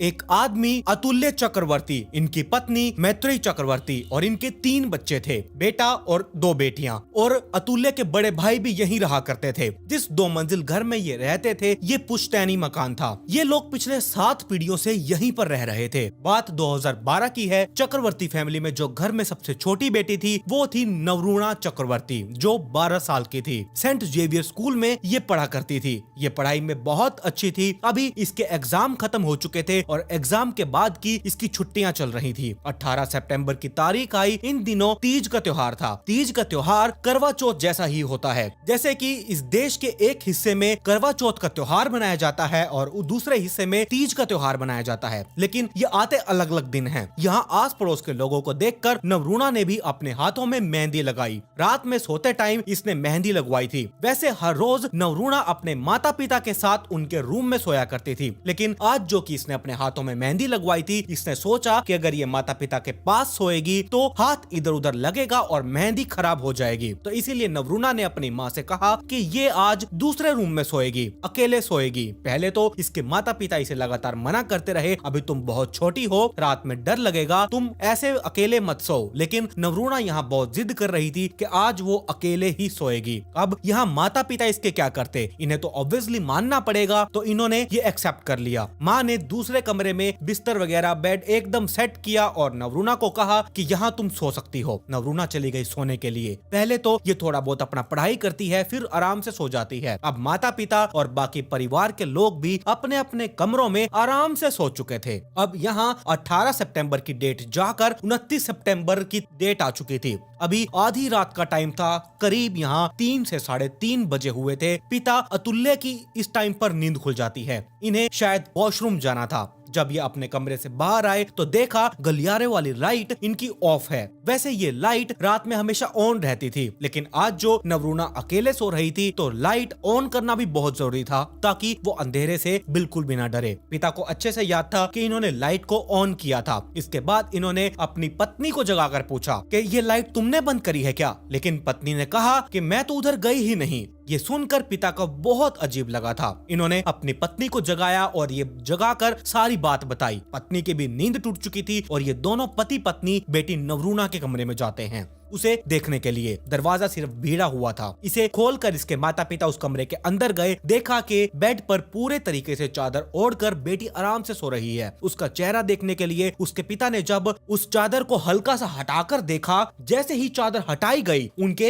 होश उड़ चुके थे। उनके सामने बेड पर बेटी थी ही नहीं, सिर्फ यहाँ तकिए की एक लाइन को बनाकर चादर से ढका गया था। इसे हटाया गया तो बेड यहाँ थोड़ा सा गीला लग रहा था। इन लोगों ने सोचा कि ये क्या अजीब घटना है, हमारी बेटी कहाँ पर है। अगर चादर और तकिया नहीं लगा होता तो उन्हें ये लगता कि बेटी वॉशरूम में होती, लेकिन ऐसा भी बिल्कुल नहीं था। फिर भी तसल्ली के लिए माँ ने बाथरूम में जाकर देखा, घर में फिर हर जगह हर कमरे में चेक किया, लेकिन इनकी बेटी नवरूणा कहीं पर भी नहीं मिली। ये कहीं जैसे मानो गायब ही हो चुकी थी। अब यहाँ इसकी माँ दुखी होकर आंगन में चिल्लाती है कि बेटी गायब हो चुकी है। फर्स्ट फ्लोर पर सो रहे नवरूणा के पिता के भाई यानी कि उसके ताऊ जी जो हम बोलते हैं, वो फटाफट नीचे आते हैं। धीरे धीरे बाकी फैमिली के लोग भी नीचे आए। इन्होंने घर के सारे मेन एंट्रेंस को चेक किया, हर जगह पर ताला लगा हुआ था, गेट पर भी ताला था, कहीं से भी कोई बाहर नहीं जा सकता था। फिर बेटी कहाँ चली गई, उसे कौन लेकर चला गया? सुबह होते होते पूरे इलाके में ये शोर मच चुका था, एक लड़की रात को अपने घर से ही गायब हो चुकी है। माता पिता ने जाकर मुजफ्फरपुर टाउन पुलिस स्टेशन में इसकी सूचना दी। पिता ने कहा कि इसमें लैंड माफियाओं का हाथ हो सकता है, क्योंकि हमारी प्रॉपर्टी पर उनकी बहुत लंबे टाइम से नजर है। पिता ने किडनैपिंग की कंप्लेंट लिखवाई। शुरुआती टाइम पर पुलिस वालों ने इस केस को कुछ खास सीरियस नहीं लिया, फिर भी ये लोग इन्वेस्टिगेशन के लिए घर पर जाते हैं। जब सुबह हुई, दिन का उजाला हुआ तो बाहर से कुछ लोगों ने देखा जो घर की खिड़की है, वो जो उनकी रोड है, उस खिड़की के 3 जो रोड थी, जो ग्रिल्स थी, वो बाहर की ओर मुड़ी हुई थी और ये वही रूम था जिसमें नवरूणा सोई हुई थी। लगा कि लड़की को इसी रास्ते से गायब किया होगा। खिड़की में ग्रिल्स के मुड़ने से इतना तो आइडिया लग चुका था कि इस खिड़की में से एक इंसान अंदर बाहर बड़े ही आसानी से आ जा सकता है। वैसे भी घर के बाहर जाने वाले सभी रास्तों पर ताला लगा हुआ था। पिता के अनुसार जब इन लोगों को रियलाइज हुआ कि बेटी गायब हो चुकी है, उस टाइम पर कमरे में मुड़ी हुई ग्रिल्स की खिड़की पर एक पल्ला लगा हुआ था। हो सकता है उस किडनैपर्स ने ऐसा जानबूझकर किया होगा ताकि घर वालों को जल्दी पता ही ना चल पाए कि बेटी किस रास्ते से गायब हुई है। शुरू में लोकल पुलिस ने ये थ्योरी निकाली कि लड़की का किसी के साथ बाहर लव अफेयर वगैरह चल रहा होगा, वो अपने लवर के साथ भाग गई होगी। एक भागने वाला इंसान ही अपने बेड के ऊपर तकिया और चादर ऐसे रखता है जैसे कि वो आराम से सो रहा हो और घर वालों को इसके बारे में पता ही ना चले। अगर लड़की किडनैप हुई होती तो शोर मचाया होता, किडनैपर्स का विरोध करती, बिस्तर की चादर बिगड़ी हुई होती। हालांकि घर वाले इन सभी चीजों से मना कर रहे थे। हालांकि यहाँ ये लड़की भी सिर्फ 12 साल की थी, उसे इन सभी चीजों के बारे में क्या पता होगा? वो तो अपने माता पिता के साथ सोया करती थी। नवरूणा के केस में ये भी कुछ पता नहीं चला कि वो किसी से प्यार वगैरह करती है। इनका तो ये कहना था कि वो हमेशा पढ़ाई में ही खोई रहती थी। लोकल पुलिस ने नवरूणा के माता पिता पर इल्जाम लगाया कि इन्होंने ही अपनी बेटी को गायब किया है और यहाँ पर ये लोग नाटक रच रहे हैं। ये एक ऑनर किलिंग का केस है। इनकी बेटी किसी से प्यार करती थी, इसीलिए सम्मान बचाने के चक्कर में इसके पिता अतुल्य चक्रवर्ती ने अपनी ही बेटी का मर्डर कर दिया। इस थ्योरी को लेकर इस चक्रवर्ती परिवार की पूरी तलाशी ली जाती है, हर कोनों में छानबीन की जाती है, सेप्टिक टैंक्स वगैरह भी देखे गए। डेड बॉडी को इन लोगों ने कहीं छिपा दिया होगा। ऐसा करीब 1 महीने तक चलता रहा। नवरूणा के पिता अतुल्य चक्रवर्ती एक फार्मास्यूटिकल बिजनेसमैन थे। पैसों की इनके पास कोई कमी नहीं थी। इनकी बंगाली कम्युनिटी में एक सुप्रीम कोर्ट के जज थे। इन्होंने उन जज से रिक्वेस्ट की, फिर जज ने उस टाइम के एडीजी गुप्तेश्वर पांडे को कहा कि आप एक बार नवरूणा केस की जांच कीजिए। इसके बाद पुलिस वालों की इन्वेस्टिगेशन थोड़ी सी स्पीड पकड़ती है। लव अफेयर और ऑनर किलिंग का आइडिया लगाकर इस केस को इन्वेस्टिगेट किया गया, लेकिन इसमें कोई भी सुराग नहीं मिला। अब इन्वेस्टिगेशन की दिशा के अनुसार लैंड माफिया की तरफ रुख करती है। नवरूणा के पिता का किसी पड़ोसी के साथ विवाद चल रहा था, साथ ही साथ 2 और लोगों से भी इसकी अनबन थी जो अतुल्य की प्रॉपर्टी पर कब्जा करना चाहते थे या फिर उसे जबरदस्ती खरीदना चाहते थे। पुलिस ने इन तीनों को उठाकर पूछताछ की, लेकिन कोई भी सबूत पुलिस वालों के हाथ नहीं लगा। नवरूणा की गुमशुदगी के बाद इस कमरे को ही सील कर दिया गया था, जहाँ पर पुलिस वालों के अलावा कोई और नहीं जा सकता था, घर वाले भी नहीं जा सकते थे। लेकिन 1 महीना गुजर गया, जांच करने के लिए कोई फोरेंसिक टीम नहीं आई। 1 महीने के बाद ये फोरेंसिक टीम आई और इस इन्वेस्टिगेशन में एक जगह से रस्सी का टुकड़ा, ताबीज और कुछ एसिड्स मिलते हैं। इन मिली हुई चीजों से ये लगा, पहले उन लोगों ने खिड़की पर एसिड डाला जिससे उसका जोड़ कमजोर हो चुका था। उसके बाद मोटी रस्सी को ग्रिल में लपेटा और उसे खींच दिया गया बाहर की ओर, जिससे लोहा मुड़ चुका था। वैसे भी घर बहुत पुराना था, ये एक पुश्तैनी मकान था, तो खिड़कियां वगैरह समय के साथ साथ कमजोर हो चुकी थी। धीरे धीरे टाइम ऐसे ही बीत रहा था, लेकिन यहाँ नवरूणा का कुछ भी पता नहीं चल रहा था और अब से 2 से ढाई महीने बीत चुके थे। 26 नवंबर 2012 के दिन मुजफ्फरपुर म्युनिसिपल ऑफिस के वार्ड काउंसलर नाले की सफाई करवा रहे थे। सफाई करवाते करवाते ये नवरूणा के घर के पास पहुंचे। वहाँ पर लगे नाले का कवर, जिसे हम पट्टियां भी बोलते हैं, उसे हटाकर भी नाले की सफाई करवाई गई। जब नाले से वो कचरा बाहर निकाल रहे थे तो अचानक वहाँ लोगों की भीड़ इकट्ठा होने लगी थी। वहाँ पुलिस वालों को बुलाना पड़ा। यहाँ वजह ये थी, वरुणा के घर के पास जो एक नाला था जहाँ सफाई हो रही थी, उस सफाई में एक कंकाल बाहर निकलता है। पुलिस वालों को तुरंत गायब हुई लड़की नवरूणा की याद आई कि कहीं ये हड्डियां नवरूणा की ही तो नहीं हैं। हड्डियों की फोटोज वगैरह ले लेने के बाद इसे मुजफ्फरपुर के मेडिकल कॉलेज एंड हॉस्पिटल भेज दिया जाता है। इसके बाद पटना के इसे हॉस्पिटल भेजा जाता है। यहाँ फोरेंसिक इन्वेस्टिगेशन की जाती है। इसमें ये मिला कि ये हड्डियां किसी 13 से 15 साल की फीमेल की हैं और ये ज्यादा पुरानी भी नहीं लग रही। 10 नवंबर से 20 नवंबर के आसपास मर्डर हुआ होगा। वैसे ये डिस्क्रिप्शन एक्यूरेट नहीं थी, इसमें कुछ आगे पीछे भी हो सकता है। इन्होंने बस ये एक आइडिया लगाया था। नवरूणा की खबर तो पहले ही हेडलाइंस बन चुकी थी। हड्डियां मिलने के बाद ये खबर और ज्यादा तेजी से वायरल होने लगी थी। आसपास के राज्यों तक ये खबर फैल चुकी थी। हड्डियों की सारी इन्वेस्टिगेशन होने के बाद ये पता चला कि नवरूणा के माता पिता का डीएनए सैंपल लेकर इनकी जांच करनी चाहिए कि ये नवरूणा की ही अवशेष तो नहीं है। इसके बाद नवरूणा के परिवार से रिक्वेस्ट करती है, लेकिन ये लोग मानने के लिए तैयार ही नहीं थे कि वो नवरूणा के अवशेष हैं। इन्हें ये लगता है कि बेटी किडनैप हो चुकी है, पुलिस वालों को उसे ढूंढना चाहिए। और अवशेष मिलने के कुछ ही दिनों के अंदर दिसंबर 2012 तक ये केस सीआईडी को सौंप दिया गया। इन्होंने भी नवरूणा के परिवार वालों से रिक्वेस्ट की कि डीएनए जांच करवाने के लिए सैंपल चाहिए। घर वालों ने इन्हें भी मना कर दिया था, जो कि घर वाले सीआईडी के साथ कोऑपरेट नहीं कर रहे थे। तो सीआईडी वालों को भी ये लगा कि नवरूणा केस में कहीं घर वालों का तो हाथ नहीं है। इसके बाद सीआईडी भी लव अफेयर और ऑनर किलिंग को लेकर इसकी इन्वेस्टिगेशन आगे बढ़ाते हैं, पर इन्हें कुछ भी नहीं मिलता। टाइम ऐसे ही बीतते जा रहा था। पुलिस वाले और सीआईडी दोनों की इन्वेस्टिगेशन को कोई लीड या फिर कोई सुराग मिल ही नहीं रहा था। इन्वेस्टिगेशन ऐसे ही चलती रही। सीआईडी भी लैंड माफिया के एंगल से छानबीन करने लगे। कुछ बिजनेसमैन वगैरह से बातचीत की गई। इसमें यह सामने आया कि अतुल्य चक्रवर्ती अपनी प्रॉपर्टी बेचना चाह रहे थे। इसके लिए इन्होंने 1 सितंबर 2012 को एक बिजनेसमैन से कुछ डीलिंग भी की थी। 21 लाख रुपए इन्होंने एडवांस भी लिए थे, लेकिन अतुल्य चक्रवर्ती ने पुलिस वालों को ये बात नहीं बताई थी। सीआईडी को ये बात उस बिजनेसमैन के जरिए पता चली थी। फिर अतुल्य चक्रवर्ती से ये क्रॉस चेक करते हैं।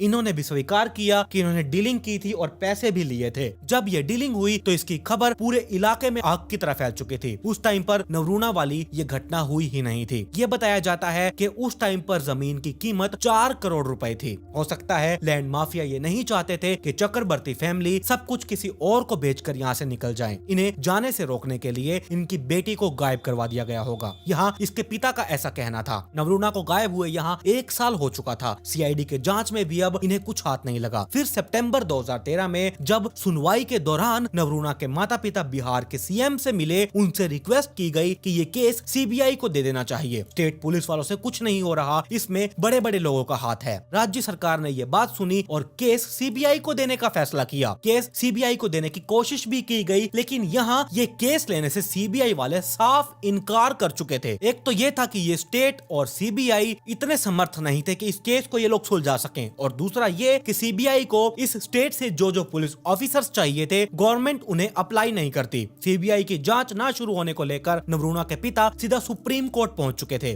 25 नवंबर 2013 को सुप्रीम कोर्ट ने यह आदेश दिया कि यह केस सीबीआई ही इन्वेस्टिगेट करेगी। फरवरी 2014 से सीबीआई अपनी इन्वेस्टिगेशन शुरू करती है। सीबीआई का भी सबसे पहला एंगल यही था कि उन मिली हुई हड्डियों का डीएनए जांच करवाना, लेकिन नवरूणा के माता पिता अभी भी मना कर रहे थे। फिर सीबीआई इन्हें समझाती है कि आपकी बेटी को गायब हुए इतने दिन हो चुके हैं, ना तो उसके जीवित होने का कोई सबूत मिल रहा है और ना ही उसके मरने का कोई सबूत मिल रहा है, और डीएनए जांच के बिना ये इन्वेस्टिगेशन आगे बढ़ ही नहीं सकती। इस बार घर वाले डीएनए जांच के लिए मान जाते हैं। अब इनका ब्लड सैंपल लेकर पटना हॉस्पिटल में हड्डियों के साथ इन्वेस्टिगेशन किया जाता है। इसके बाद यहाँ डीएनए मैच हो चुका था, यानी कि वो अवशेष नवरूणा के ही थे। इतने दिनों से ये मान रहे थे कि इनकी बेटी जिंदा है, उसे किसी ने किडनैप कर रखा है, और अवशेषों की जांच में ये भी बात आई कि इसके साथ कुछ ना कुछ छेड़छाड़ जरूर हुई है। वैसे ये अवशेष पहले तो पुलिस वालों के अंडर में थे, फिर सीआईडी के अंडर में रखे गए थे। पिता ने ये इल्जाम लगाया कि ये लोग भी लैंड माफियाओं से मिले हुए होंगे। पिता ने यह बताया, जब नाले से ये अवशेष मिले थे तो इसकी फोटोज एक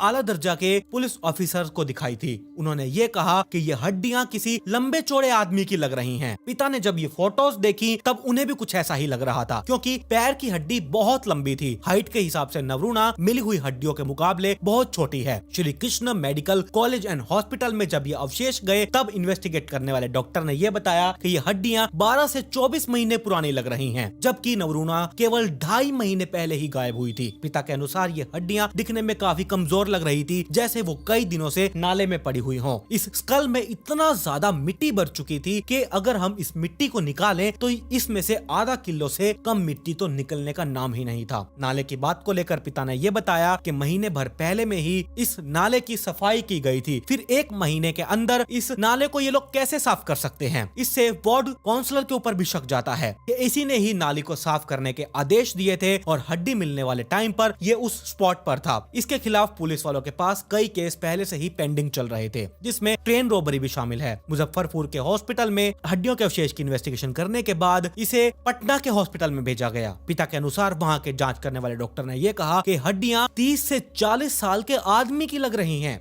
पिता ने इसके बारे में एक न्यूज आर्टिकल में भी पढ़ा था। आगे ये अचानक एक बार और ये बात दब जाती है और फिर ये कहा गया कि ये हड्डियां 13 से 15 साल की लड़की की हैं, जिसका कत्ल 10 नवंबर से 20 नवंबर के बीच में हुआ होगा। फिर ये डीएनए वाली रिपोर्ट आई। इसमें डीएनए तो मैच हो चुका था, लेकिन इसमें छेड़छाड़ की बात आ गई थी। पिता के अनुसार नवरूणा के गायब होने के बाद जब सुप्रीम कोर्ट के जज के जरिए एडीजी गुप्तेश्वर पांडे से मिले, तब इन्होंने अतुल्य चक्रवर्ती को कागज पर कोई फोन नंबर लिख कर दिया था और कहा कि आप इस पर बात कीजिए। घर आकर नवरूणा के पिता अतुल्य चक्रवर्ती इस नंबर पर कॉल मिलाते हैं। जब वहां से किसी ने कॉल उठाया तब वहां से नवरूणा के रोने और चिल्लाने की आवाजें सुनाई दे रही थी। इसके बाद फोन कट जाता है। दोबारा पिता ने कॉल किया तो इस बार फोन स्विच ऑफ हो चुका था। आगे इन्होंने ध्यान दिया कि पहले भी इस नंबर से इन्हें कई बार कॉल आ चुकी है, लेकिन इन्होंने इसे रॉन्ग नंबर समझकर इग्नोर कर दिया था। अब एक पुलिस ऑफिसर ने कोई नंबर दिया जिससे पहले भी इसके पिता को कॉल आए थे और पीछे से नवरूणा के रोने की आवाजें सुनाई दी थी। पिता को एहसास हुआ कि इसमें बड़े बड़े लोग शामिल हैं। ये बात भी उठने लगी कि एडीजी का उठना बैठना माफियाओं के साथ है और इसका बहुत गहरा संबंध है। जब ये बात उठी तब एडीजी से भी सवाल उठने लगे, लेकिन इन्होंने अपने ऊपर उठने वाले सारे सवालों को, सारे इल्जामों से मना कर दिया था। इनका ये कहना था कि अतुल्य चक्रवर्ती के कुछ करीबी लोग हैं जो इन्हें बदनाम करने की कोशिश कर रहे हैं। अगर सीबीआई चाहे तो इनसे पूछताछ कर सकती है, इन्हें कोई दिक्कत नहीं है। आगे चलकर इन्होंने एक छोटा सा किस्सा बताया। दिसंबर 2012 के आसपास एडीजी गुप्तेश्वर पांडे को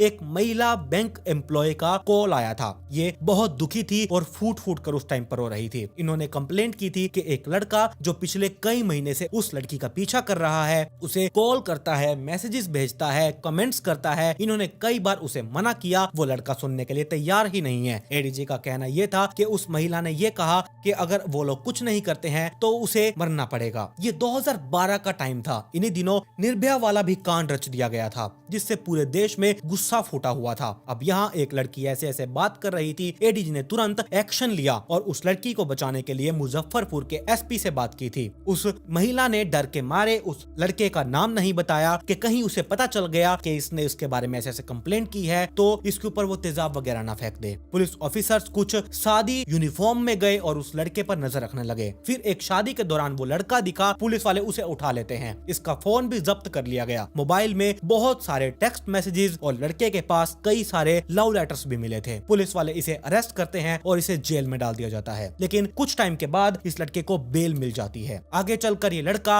आईटी एक्टिविस्ट बन चुका था, जो कि एडीजी गुप्तेश्वर पांडे की वजह से ये जेल गया था। तो उन्हें टारगेट करके ये कई सारे लेटर्स लिखकर ढेर सारे इल्जाम लगाता है। इसमें इसने 50 पेटिशंस दाखिल की थी, अभियान चला दिया था। प्रधानमंत्री से लेकर प्रेसिडेंट तक, होम मिनिस्टर से लेकर राज्यपाल तक, सुप्रीम कोर्ट के जज तक को भी कई सारे लेटर्स लिखे। एडीजी के अनुसार इनके ऊपर हर एक एलिगेशन की इन्वेस्टिगेशन बैठी थी, लेकिन सभी में ये निर्दोष पाए गए थे। आगे चलकर इस लड़के से जब पुलिस वालों ने बातचीत की तो ये सारी चीजें पता चली कि ये मीडिया के सामने आईपीएस ऑफिसर को बदनाम करना चाहता था। नवरूणा केस में भी इस लड़के ने बहुत दखल दिया, जो कि इसे एडीजी से बदला लेना था। इसीलिए इसने अपने कनेक्शंस नवरूणा की फैमिली में ढूंढे। नवरूणा की बड़ी बहन थी, उस लड़की का कोई करीबी जानने वाला बड़ी बहन के कॉलेज में पढ़ता था। ऐसे ही कनेक्शन बिठाकर इस लड़के ने नवरूणा के पिता के कान भरे कि एडीजी ये सब ऐसे ऐसे कर रहे हैं। ये सब कुछ एडीजी ने एक इंटरव्यू में बताया था। इन्हें बिल्कुल नहीं पता था कि ये वही लड़का है जो किसी लड़की के पीछे पड़ा हुआ था और जिसे इन्होंने पकड़वाया था। 2016-17 के आसपास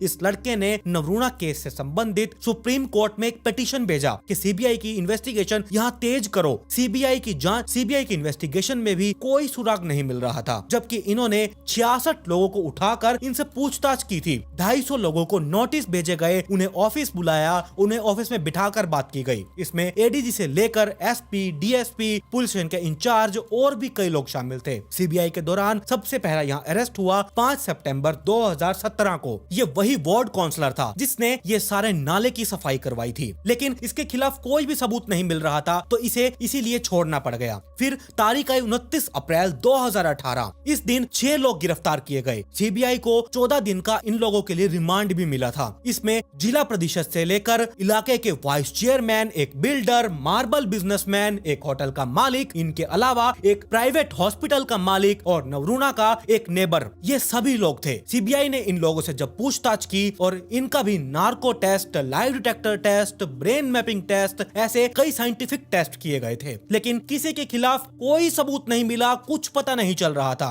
उस तरफ सुप्रीम कोर्ट से भी सीबीआई ने करीब 10 दिन की मोहलत मांगी थी। सुप्रीम कोर्ट ये कहते हैं कि अब आप लोगों की डेडलाइन हो चुकी है, अब आप हमें जल्द से जल्द रिजल्ट दीजिए, लेकिन सीबीआई भी असमर्थ रहते हैं। सीबीआई को जो भी कुछ पता चला ये नवरूणा के पिता से शेयर किया करते थे। लास्ट बार सीबीआई जब नवरूणा के पिता अतुल्य चक्रवर्ती से मिली तब 2019 में 24 नवंबर 2020 की शाम में, लगभग जांच के 5 साल 10 महीने बाद सीबीआई स्पेशल कोर्ट में एक रिपोर्ट दाखिल करती है। इसमें यह कहा गया कि सीबीआई मामले की जांच में कोई भी सबूत इकट्ठा नहीं कर पाई, इसीलिए इस केस की इन्वेस्टिगेशन को बंद किया जाता है। 40 पेजेस की क्लोजर रिपोर्ट थी जिसमें 86 पॉइंट्स कोर्ट के सामने रखे गए। पहले माता पिता कातिल को पकड़वाने की जंग लड़ रहे थे, अब सीबीआई की इन्वेस्टिगेशन को लेकर कोर्ट से लड़ रहे हैं। क्लोजर रिपोर्ट के बाद नवरूणा के माता पिता कोलकाता चले गए क्योंकि अतुल्य चक्रवर्ती की तबीयत बहुत ज्यादा खराब हो चुकी थी, इनका ट्रीटमेंट करवाना था। पिता ने किसी मीडिया पर्सन से फोन पर यह कहा कि सीबीआई भी राजनीतिक प्रभाव में है और इस केस को वो सुलझाना ही नहीं चाह रहे हैं। इन्हें कोर्ट पर पूरा भरोसा है कि हमें जरूर न्याय मिलेगा, मेरी बेटी मुझे एक दिन जरूर मिलेगी। तो ये थी पूरी कहानी। एकदम उलझा हुआ केस है, कुछ समझ में नहीं आया कि आखिरकार इसका एंड कैसे होगा, क्योंकि एक भी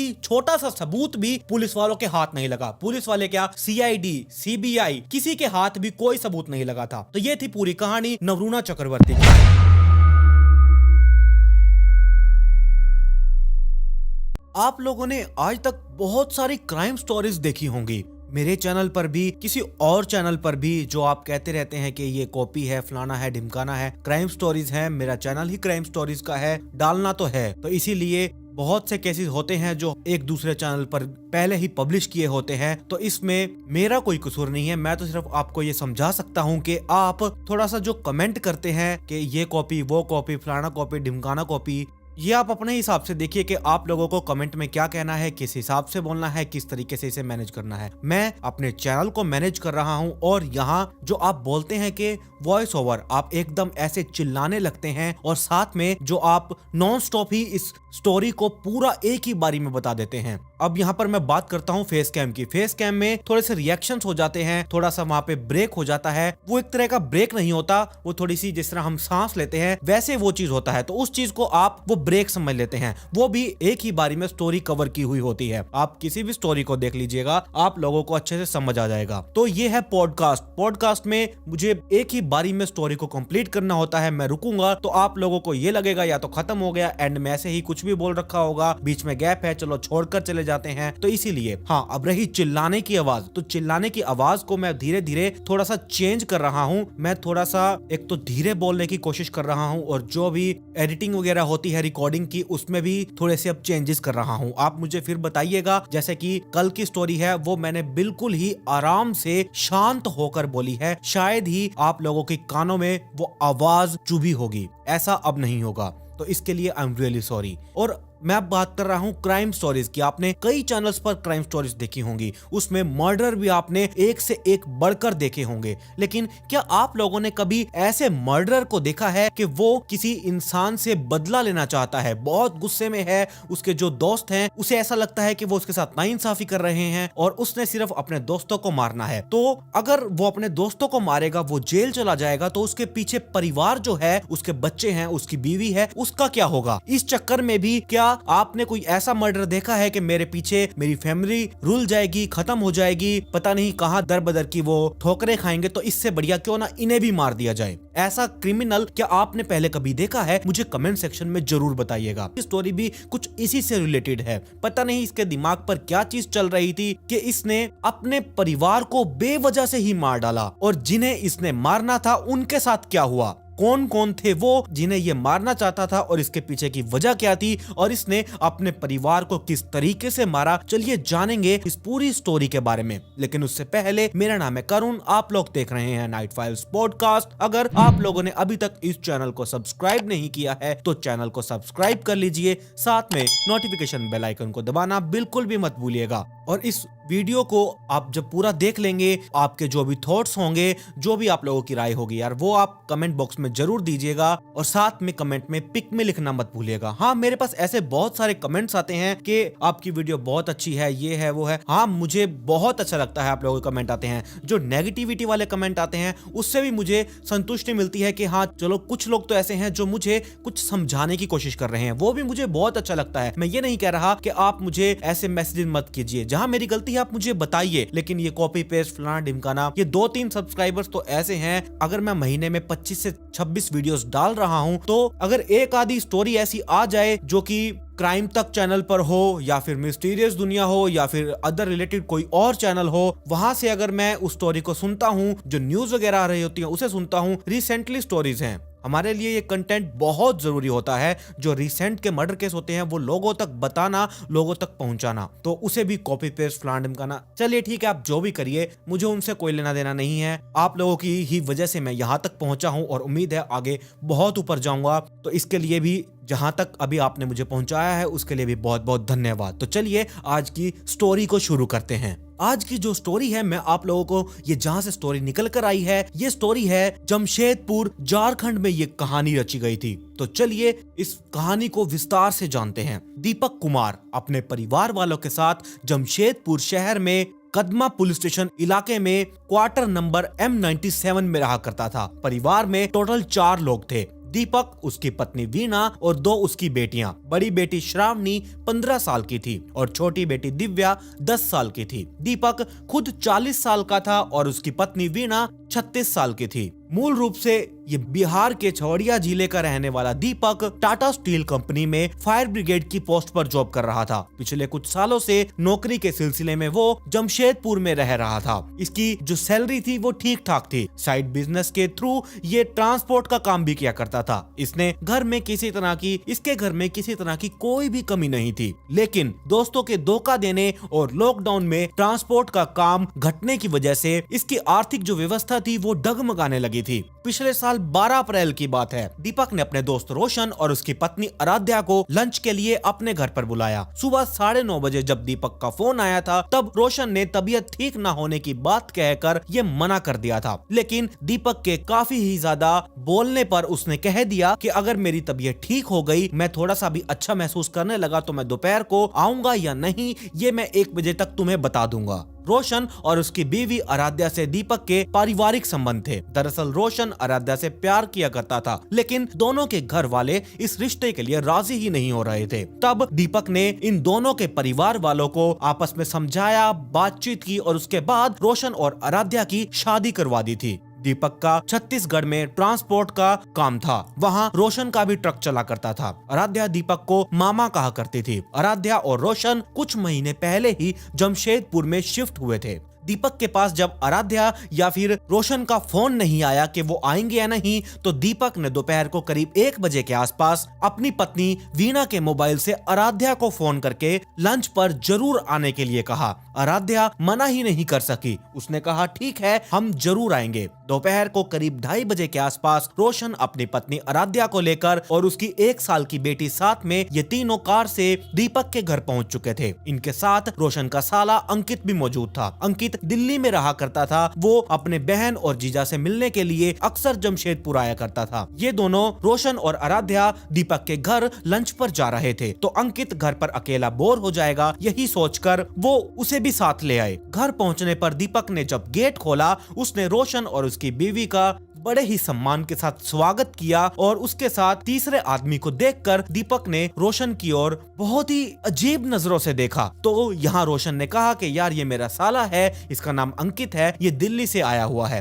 रोशन उसकी बीवी और अंकित को ड्राइंग रूम में ले जाकर बैठने का इशारा करता है। दीपक ने कहा कि आप लोग बैठो, मैं फ्रिज से ठंडा पानी लेकर आता हूँ। दीपक पानी लाने के लिए जब जाने लगा तो आराध्या एकदम शॉक्ड होकर बोली कि मामा आप पानी क्यों लेकर आ रहे हो, वीणा मामी को कह दो पानी वो ले आएंगी। तो दीपक ने आराध्या को कहा कि यार मैं तुम्हें बताना भूल गया, वीणा कुछ देर पहले अपने मायके रांची चली गई, साथ में दोनों बच्चों को भी ले गई। दीपक ने कुछ सोचते हुए ये कहा कि घर पर अकेला मैं ही हूँ, मुझे ही आप लोगों का सम्मान करना पड़ेगा। तो यहाँ आराध्या ने कहा कि मामा आप मुझे शर्मिंदा मत कीजिए, आपने हमें बेकार ही लंच पर बुला लिया। आराध्या ने यहाँ पर कहा कि अगर मामी घर पर नहीं है तो कोई बात नहीं, हम लंच पर किसी और दिन आ जाएंगे। दीपक ने आराध्या को भरोसा दिलाते हुए कहा आपको लंच पर बुलाया है तो बाजार से खाना ले आएंगे। तो दीपक की इस बात पर आराध्या ने अपने पति रोशन की ओर देखा। रोशन क्या कहता, उसने तो फ्रिज से पानी लेने जा रहे दीपक को सोफे पर ही बैठा लिया था और आपस में ये सारे बातें करने लगे। और ऐसे ही बात करते करते अभी 5-6 मिनट ही हुए थे कि इतने में ही आराध्या की जो बेटी थी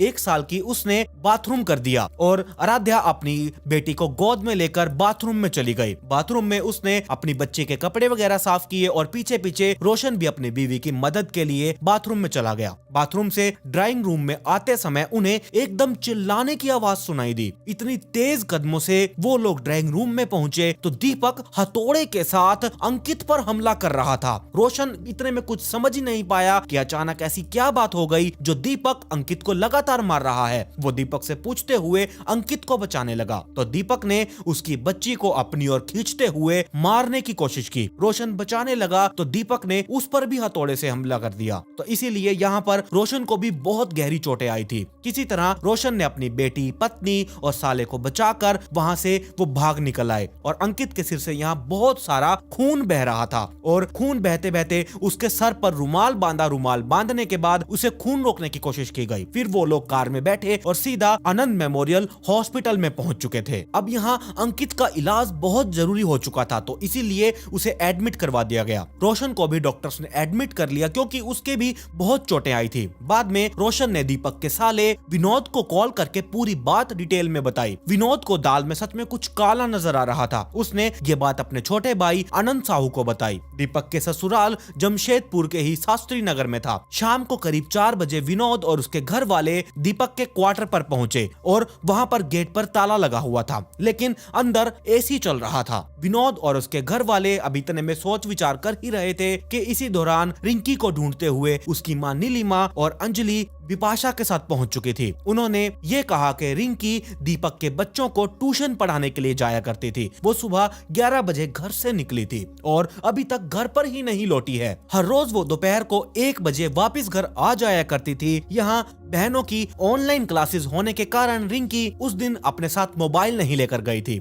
जब हर रोज की समय पर रिंकी वापस घर नहीं पहुंची तो घर वालों ने दीपक को कॉल किया। दीपक ने कहा कि वो ट्यूशन पढ़ाकर जा चुकी है। इसके बाद दोपहर के 3 बजे तक जब रिंकी घर पर नहीं पहुंची तो नीलिमा और बिपाशा दीपक के क्वार्टर पर पहुंच चुकी थी। बहुत ही टेंशन में रिंकी की माँ और उसकी बहन दीपक के क्वार्टर तक पहुंची और साथ में पुलिस वालों को भी उन्होंने पूरी बात डिटेल में बताई। जब रिंकी की माँ और बहन पुलिस स्टेशन में ये सारी बातें पुलिस वालों को बता रहे थे तब पुलिस वालों ने ये कहा कि आसपास 2-3 घटनाएं हुई हैं, आप एक बारी हॉस्पिटल जाओ और जाकर देखो कि हॉस्पिटल में आपकी बेटी है कि नहीं। वो हॉस्पिटल गईं, लेकिन वहां रिंकी का कुछ भी पता नहीं चला। तो ये दोनों दोबारा वापस दीपक के क्वार्टर पर आ चुकी थी। वहां उन्हें विनोद और उसके घर वाले मिले। विनोद ने रिंकी की माँ बहन के साथ सोच विचार करके दीपक के क्वार्टर के जो दरवाजा था उसे दरवाजे को तोड़ दिया गया। विनोद अंदर कमरे में गया और चिल्लाते हुए वापस बाहर आ चुका था। उसने बताया कि वीना और दोनों बेटियां अंदर डेड पड़ी हैं। ये सुनकर विनोद के साथ दूसरे लोग कमरे के अंदर गए। उन्होंने वीणा और दोनों लड़कियों को हिलाया डुलाया, लेकिन उनकी बॉडी में कोई भी हलचल नहीं हो रही थी। उनकी बॉडीज अब ठंडी पड़ चुकी थी। वीणा और उनकी दोनों लड़कियों की डेड बॉडीज को देखकर विनोद और उसके घर वाले रोने लगे थे। दीपक की पत्नी और उसकी बेटी के शव को देखकर इससे यहाँ रिंकी की माँ और उसकी बहन को अब शक होने लगा था कि हमारी बेटी कहाँ पर है। और जैसे ही रिंकी की माँ और उसकी बहन रिंकी को उस घर में ढूंढ रहे थे, ढूंढते ढूंढते जैसे ही वो घर के बाहर आने लगे, बाहर आते हुए उन्हें वहां रिंकी की चप्पल दिखाई दी। तो वो तुरंत वापस से उस घर के अंदर गए। अंदर जाने के बाद ढंग से बड़े बड़े सामान को उलट पुलट कर दिया गया, अलमारियों को हटा दिया गया, बेड खिसका दिए गए, लेकिन रिंकी नहीं मिल रही थी। तो उसी कमरे में एक कोने में एक ट्रंक पड़ा हुआ था, जिसे हम पेटी भी बोलते हैं। उस पेटी को जब खोल कर देखा गया तो उसमें रिंकी की भी डेड बॉडी पड़ी हुई थी। उसके हाथ पैर रस्सी से बांध दिए गए थे और रिंकी की जो स्कूटी थी वो उसके घर के ही बैक साइड पर खड़ी हुई थी। रिंकी की डेड बॉडी को देखकर उसकी माँ और बहन फूट फूट कर रोने लगे थे। वहीं क्वार्टर में 4 लोगों का मर्डर हो जाने के बाद पूरे शहर में ये बात फैल चुकी थी। और जब पुलिस वालों को ये पता चला, पुलिस वाले डीएसपी, एसपी और एसएसपी के अलावा फोरेंसिक टीम भी उस क्वार्टर में पहुंच चुके थे। पुलिस ऑफिसर ने वहां पर मौके पर इन्वेस्टिगेशन की। इन्वेस्टिगेशन करने के बाद उन्हें वहां दीवार पर खून के छींटे मिले। तलाशी के दौरान खून से सना हुआ हथौड़ा और खून से सना हुआ तकिया भी मिला। शराब की एक बोतल भी वहीं पर पड़ी हुई थी। और फोरेंसिक टीम ने वहां पर जितने भी सबूत इकट्ठा उनसे हो सकते थे, उन्होंने वो सबूत इकट्ठे किए। मौके की हालत से ये लग रहा था कि वीणा और उसकी दोनों लड़कियों की हत्या कई घंटे पहले की गई थी। यहाँ पर अनुमान ये लगाया गया, सुबह के 11 बजे के बाद ट्यूशन टीचर रिंकी जब दीपक की बेटियों को पढ़ाने के लिए आई होगी, तब उसने वीणा दोनों लड़कियों की डेड बॉडीज देख ली होगी। तो इसके बाद दीपक के गेट खोलने के डर से रिंकी को दूसरे कमरे में ले जाकर मार डाला होगा। रिंकी की हत्या यहाँ 11 बजे से लेकर दोपहर को 1 बजे के आसपास की गई थी, क्योंकि करीब 1 बजे दीपक ने रोशन की पत्नी आराध्या को लंच बुलाने के लिए कॉल किया था। 21 साल की रिंकी के अस्त व्यस्त कपड़े देखकर उससे सेक्सुअली असॉल्ट किए जाने का भी अनुमान लगाया गया था। पुलिस वालों ने जरूरी इन्वेस्टिगेशन की और इन डेड बॉडीज को हॉस्पिटल भेज दिया पोस्टमार्टम के लिए। पुलिस की ये जो इन्वेस्टिगेशन थी, ये जो कार्रवाई थी, इसमें बहुत रात हो चुकी थी, इसीलिए रात में पोस्टमार्टम नहीं हो सके। इन चारों हत्याओं में सीधा शक सीधा दीपक के ऊपर जा रहा था और दीपक का भी कुछ अता पता नहीं चल रहा था। पुलिस वालों ने दीपक के ससुराल वालों से उसके बारे में पूछताछ की। ये पता चला कि उस दिन वो सुबह ही ससुराल गया था। ससुर ने जब अपने दामाद दीपक से अपनी बेटी वीणा के बारे में पूछा था, तब उसने ये कहा कि वो रांची में अपने भाई के घर पर है और उसी इलाके में कुछ दिनों से चोरी की वारदात बहुत ज्यादा बढ़ रही थी। इसीलिए लड़की वीणा ने कुछ दिनों पहले करीब 5 लाख रुपए के अपने कीमती गहने सुरक्षा के लिहाज पर उसने अपने मायके में रख दिए थे। दीपक एक दिन पहले 11 अप्रैल की शाम को भी अपने ससुराल गया था। तब वो बच्चों के साथ खेलता रहा और फिर कुछ देर रुककर वापस चला गया। इसके बाद वो दूसरे दिन दोबारा वो सुबह आया, तब उसने अपने जेवर वापस मांगे। हमने उसे वो जेवर दे दिए थे। वो जेवर लेकर चला गया। पुलिस वालों ने ससुराल वालों से दीपक का मोबाइल नंबर लिया और उसकी लोकेशन पता करवाई। करीब 3 बजे की उसकी लोकेशन जंक्शनपुर में ही बिष्टुपुर में मिली। तो फिर उसका मोबाइल फोन बंद हो चुका था। इसीलिए अब यहाँ पर यह अनुमान लगाया गया कि वो गहने लेकर फरार हो चुका है। जांच पड़ताल में पुलिस वालों को रात के 10 बज चुके थे। इसीलिए ये इन्वेस्टिगेशन यहीं पर रोक दी गई और इस इन्वेस्टिगेशन को अगले दिन स्टार्ट करने के लिए फैसला किया गया। 13 अप्रैल को सुबह से ही पुलिस वाले इस केस की इन्वेस्टिगेशन में जुटे हुए थे। दीपक के क्वार्टर की तलाशी में एक कमरे से एक सिराना, एक हथौड़ा, एक गमछा और रिंकी के कुछ कपड़े मिले थे। इन्वेस्टिगेशन में यह भी पता चला कि 12 अप्रैल की सुबह दीपक ससुराल से जो गहने लेकर आया था, वो गहने उसने करीब 10:30 बजे के आसपास अपने जान पहचान वाले आर के ज्वेलर्स को बेच दिए थे। उस ज्वेलरी शॉप वाले को उसने जमीन खरीदने की बात कही थी, तभी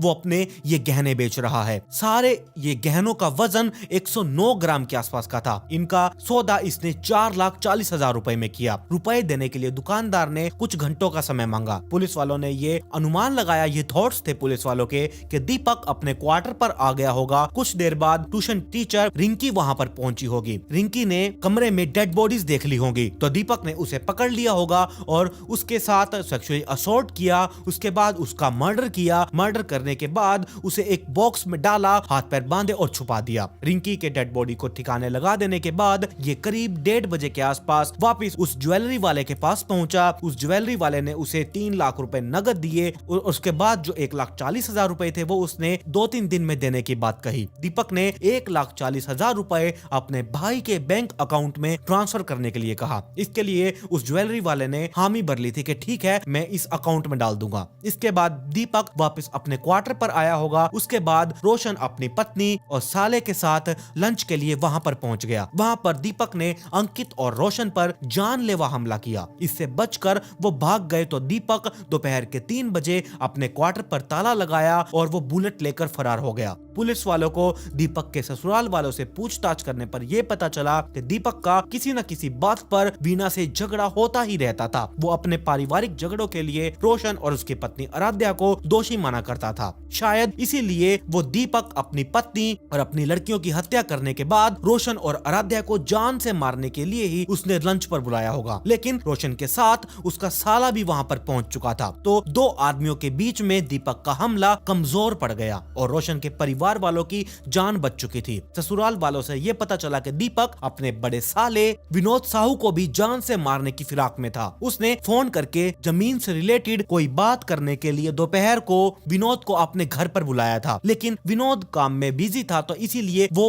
दीपक के घर पर नहीं जा सका। विनोद ने कुछ साल पहले किसी लड़की से अफेयर के मामले में दीपक की अच्छी खासी पिटाई करवा दी थी। तब से दीपक उससे रंजिश रखा करता था। दीपक के छोटे साले के बयान पर दीपक के खिलाफ इस हत्याकांड का केस दर्ज कर लिया गया। रोशन ने पहले से ही दीपक के खिलाफ जानलेवा हमला करने की शिकायत पुलिस स्टेशन में दे दी थी, तो वहां के पुलिस ऑफिसर ने जमशेदपुर पहुंचकर मौके पर उस जगह का मुआयना किया। मुआयना करने के बाद रोशन सहित दीपक के ससुराल वालों से पूछताछ की। दूसरी ओर जिन लोगों की यहाँ पर डेथ हुई थी, जो लोग मारे गए थे, उनका पोस्टमार्टम किया गया। उसके बाद उनकी डेड बॉडीज उनके परिवार वालों को सौंप दी गई। इतनी बड़ी घटना हो जाने के बावजूद भी दीपक के परिवार वालों में से कोई भी जमशेदपुर नहीं आया था। वीणा और उनकी लड़कियों का अंतिम संस्कार मायके वालों ने ही किया था। पुलिस वालों की इन्वेस्टिगेशन और पोस्टमार्टम रिपोर्ट से यह पता चला कि दीपक 12 अप्रैल की सुबह हथौड़े से वार करके पत्नी और लड़कियों की हत्या कर दी थी। उसने वीणा के सर पर 2 जगह और चेहरे पर वार किए थे,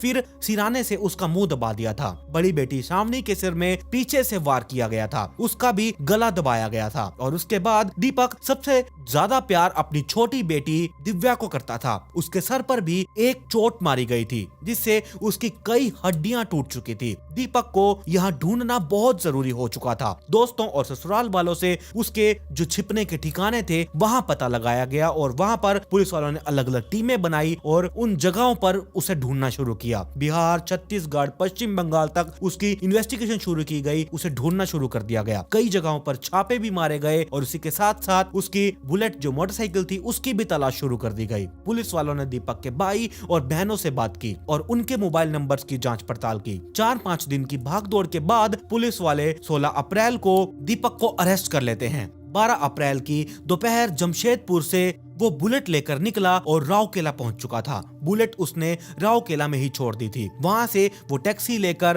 रांची होकर 15 अप्रैल को जंगबाद पहुंच चुका था, जहां वो एक होटल में रुका। दीपक अपने पास रखे पैसों में से 1.5 लाख रुपए अपने भाई मृत्युंजय के अकाउंट में जमा करवाना चाहता था। इसके लिए वो 16 अप्रैल को धनबाद में एक प्राइवेट बैंक में पैसे जमा करवाने के लिए गया। बैंक में पैसा जमा होते ही दीपक के भाई के मोबाइल पर एक मैसेज आया। पुलिस वालों ने दीपक और उसके भाई के मोबाइल को पहले से ही सर्विलांस पर लगाया हुआ था। मैसेजेस आते ही पुलिस वालों को दीपक का सुराग मिल चुका था। जमशेदपुर पुलिस वालों ने धनबाद पुलिस वालों को सूचना दे दी और धनबाद पुलिस वाले बैंक में पहुंचे और इसी दौरान दीपक जब दोबारा बैंक पहुंचा तो पुलिस वालों ने उसे अरेस्ट कर लिया। पुलिस वाले 16-17 अप्रैल को धनबाद से उसे जमशेदपुर लेकर आ चुके थे। जमशेदपुर में दीपक से जब पूछताछ की गई तो उसने पुलिस वालों को इन हत्याओं की जो भी कहानी सुनाई वो कुछ इस तरीके से थी। पहले दीपक सोपेरेरा में अपने माता पिता के साथ रहा करता था, वहाँ उनका खुद का मकान था और उसके बाद साल 2004 में दीपक की शादी वीणा से हो चुकी थी। उसके बाद 2012 में दीपक की टाटा स्टील कंपनी में फायर ब्रिगेड के पद पर, वहां के मैनेजर के पद पर इसकी जॉब लग चुकी थी। इसके बाद वो जमशेदपुर के एक इलाके में रहने लगा था। परिवार बढ़ने के साथ साथ उसके ऊपर जिम्मेदारियां और खर्च भी बढ़ चुके थे। एक दिन दीपक ने अपने दोस्त प्रभु से साइड बिजनेस करने की बात की। इस पर प्रभु ने उसे ट्रांसपोर्ट के काम करने की सलाह दी थी। प्रभु ने उसे एक काम तो बता दिया, लेकिन इतना पैसा दीपक के पास था ही नहीं। इस पर प्रभु ने उसे ये कहा कि वो अपना जो उसका पुश्तैनी मकान है वो बेच दे और उसका पैसा वो ट्रांसपोर्ट में लगा दे तो उसकी अच्छी आमदनी हो जाएगी। दीपक को ये बात बहुत अच्छी लगी। उसने अपना मकान 40 लाख रुपए में बेच दिया, जिसमें से 20 लाख रुपए उसने अपने भाई मृत्युंजय को दे दिए। आगे की जो बाकी के 20 लाख रुपए थे वो दीपक के पास रहे थे। करीब 2 साल पहले प्रभु ने उसे 17 लाख रुपए में एक हाईवा और एक प्लेट दिलवा दी थी। ये हाईवा उसने प्रभु के अंडर ही चलवा दिया था, जिससे उसे अच्छा पैसा आने लगा था। उस टाइम पर लॉकडाउन हो जाने से इसकी आमदनी कम हो चुकी थी। इस बीच दीपक को यह पता चला कि प्रभु ने जो ट्रक दिलवाया था उस पर 5 लाख रुपए लोन टैक्स बकाया है। जब इसके पास नोटिस आया 5 लाख रुपए का, तब इसने वो टैक्स जमा कराया। इसके लिए उसने 4.5 लाख रुपए का एक कर्ज लिया और उसके बाद इसके पीएफ अकाउंट से 1.5 लाख रुपए का एक अलग कर्ज लिया था। दीपक की सैलरी 34,000 रुपए महीना थी। सोसाइटी से कर्ज ले लेने के बाद इसे सिर्फ 8,000 रुपए ही मिलने थे। यहाँ ट्रक से भी अब जो इनकम आ रही थी वो कम हो चुकी थी। करीब 6 महीने पहले प्रभु ने यह बताया कि उसका भांजा रोशन खुद का और उसका ट्रक पश्चिम बंगाल में खड़गपुर के एक स्टील कंपनी में चलवा रहा है। रोशन पहले से ही उसका बॉस था, उसकी शादी भी उसी ने करवाई थी। इनकम की उम्मीद में दीपक ने भरोसा करके बिना किसी लिखा पढ़ी के अपना ट्रक रोशन को सौंप दिया। रोशन ने दीपक का ट्रक तो कंपनी में लगवा दिया, लेकिन उसे कमाई का हिस्सा नहीं दे रहा था। इस बीच दीपक लगातार कर्जदार बनता जा रहा था। दीपक अपने इस बर्बादी के लिए प्रभु और रोशन को जिम्मेदार मानने लगा। अब दीपक ने इन दोनों से बदला लेने की प्लानिंग बना ली थी और दीपक अपने फोन पर कई तरह की वेब सीरीज देखा करता था और इन्हीं वेब सीरीज को देखकर इसने हथौड़े से मर्डर करने का प्लान बना लिया। इसने दोनों दोस्तों को मारने की तो प्लानिंग कर ली थी, लेकिन इस बात से ये परेशान था कि वो अगर पकड़ा गया और जेल चला गया तो इसकी पत्नी और इसके बच्चों का क्या होगा। काफी सोच समझ लेने के बावजूद इसने अपने परिवार वालों को भी मार डालने का प्लान बना लिया। 12 अप्रैल को दीपक सुबह जल्दी उठा, देखा कि पत्नी वीणा पानी भर रही है। वो बेड पर ऐसे ही करवटें बदल रहा था। पानी भरने और छोटे मोटे घर के काम निपटा लेने के बाद सुबह करीब 8 बजे वीणा वापस से बेड पर लेट गई और दीपक ने उसी दिन अपने परिवार और दोनों दोस्तों का काम तमाम करने का आखिरी फैसला कर लिया था। दीपक पहले से ही बेड के पास जो हथौड़ा पड़ा था उसने वो निकाला और वीणा के सर पर पीछे से वार कर दिया। वीणा चीखती, इससे पहले ही उसने सिराने से उसका मुंह दबा दिया। वीणा की मौत हो चुकी थी। उसके बाद दीपक दूसरे कमरे में गया, वहाँ बेड पर दोनों लड़कियां सो रही थी। दीपक ने एक नजर उन्हें देखा, फिर बेरहमी से उसने पहले बड़ी बेटी के सिर पर हथौड़े से वार करके उसे मौत के घाट उतारा। फिर इसी तरह उसने अपनी छोटी बेटी को पहले तो आराम से देखा, उसके बाद उसे भी मौत की नींद सुला दिया। पत्नी और दोनों बेटियों के मर्डर के बाद उसने रोशन को लंच पर आने के लिए कॉल किया। इसके बाद दूसरे दोस्त प्रभु को फोन करके शाम को 4 बजे कहीं एक जगह पर मिलने की बात कही। दोनों दोस्तों से बात करने के बाद वो नहा धोकर ससुराल गया और अपने वहां से कीमती गहने लिए। उसके बाद वो अपने जान पहचान वाले ज्वेलरी शॉप पर गया। उसके बाद वहां पर उसने वो सारे गहने बेचे। उसने वो वापस आया। कुछ देर बाद वापस आ जाने के बाद रिंकी घोष कुछ देर बाद दीपक के बच्चों को पढ़ाने के लिए वहां पहुंच चुकी थी। रिंकी ने वीणा और दोनों बच्चों की डेड बॉडीज देख ली थी, तो दीपक को यहाँ भेद खुलने का डर हो चुका था। उसने उसके सर पर भी हथौड़े से हमला किया और उसे भी मार डाला। इसके बाद उसने उसकी डेड बॉडी के साथ सेक्सुअली असॉल्ट किया और फिर डेड बॉडी को एक बॉक्स में छुपा दिया। रोशन के मर्डर की प्लानिंग बनाने पर वो एकदम डर चुका था, इसीलिए वो अपने क्वार्टर पर ताला लगाकर वो बुलेट से रोशन के जो उसने मर्डर की प्लानिंग की थी, जो रोशन बचकर भाग चुका था अपने साले के साथ, तो अपने क्वार्टर पर ताला लगाता है और बुलेट लेकर भाग जाता है। और जो उसका दोस्त प्रभु था उसे भी मारने की प्लानिंग अधूरी रह चुकी थी। थी। और यहाँ जो रिंकी घोष थी, जो कि दीपक के बच्चों को पढ़ाने के लिए आई थी, वो यहाँ बेवजह से ही मारी गई। वो जमशेदपुर में कदमा रामजन नगर के रहने वाली नीलिमा घोष की 3 बेटियों में से सबसे बड़ी लड़की थी और जमशेद के कॉलेज में बीए ऑनर्स की स्टूडेंट थी। तो ये थी पूरी कहानी। एक आदमी अपने दोस्तों को मारने की प्लानिंग बनाता है। प्लानिंग बना लेने के बाद वो ये सोचता है कि अगर मैं पकड़ा गया, पुलिस वालों के हत्थे चढ़ गया, मुझे जेल हो गई, तो पीछे से मेरे परिवार वालों का क्या होगा, उन्हें कौन संभालेगा, उनका खर्चा कौन उठाएगा। तो इस चक्कर में उसने पहले अपने परिवार वालों को निपटाया और उसके बाद जो उसने अपने 2 दोस्तों को मारने की प्लानिंग कर रखी थी वो उसकी अधूरी रह गई और यहाँ बेवजह ही इसके परिवार वाले मारे गए और साथ में जो इसके बच्चों को रिंकी घोष ट्यूशन पढ़ाने के लिए आया करती थी और वो भी बेमौत मारी गई। तो ये थी पूरी कहानी। आप लोग बताइए, आप लोगों ने क्या पहले कभी इस स्टोरी को सुना है या फिर नहीं? मुझे कमेंट सेक्शन में जरूर बताइएगा। आप लोगों को स्टोरी कैसी लगी मुझे ये भी जरूर बताइएगा। और अगर आज आप इस नाइट फाइल्स पॉडकास्ट चैनल पर पहली बार आए हैं तो चैनल को सब्सक्राइब कर लीजिए, साथ में नोटिफिकेशन बेल आइकन को दबाना बिल्कुल भी मत भूलिएगा। इंस्टाग्राम आईडी आप लोगों की स्क्रीन के ऊपर है, इसका लिंक नीचे डिस्क्रिप्शन में दिया हुआ है, जाइए और जल्दी से यहाँ भी फॉलो कर लीजिए। खैर, पिछली वीडियो का शाउट आउट सुनीता भारद्वाज को, comment pick me to get a shout out in next video. मिलते हैं ऐसी ही एक और चौंका देने वाली इंटरेस्टिंग स्टोरी के साथ।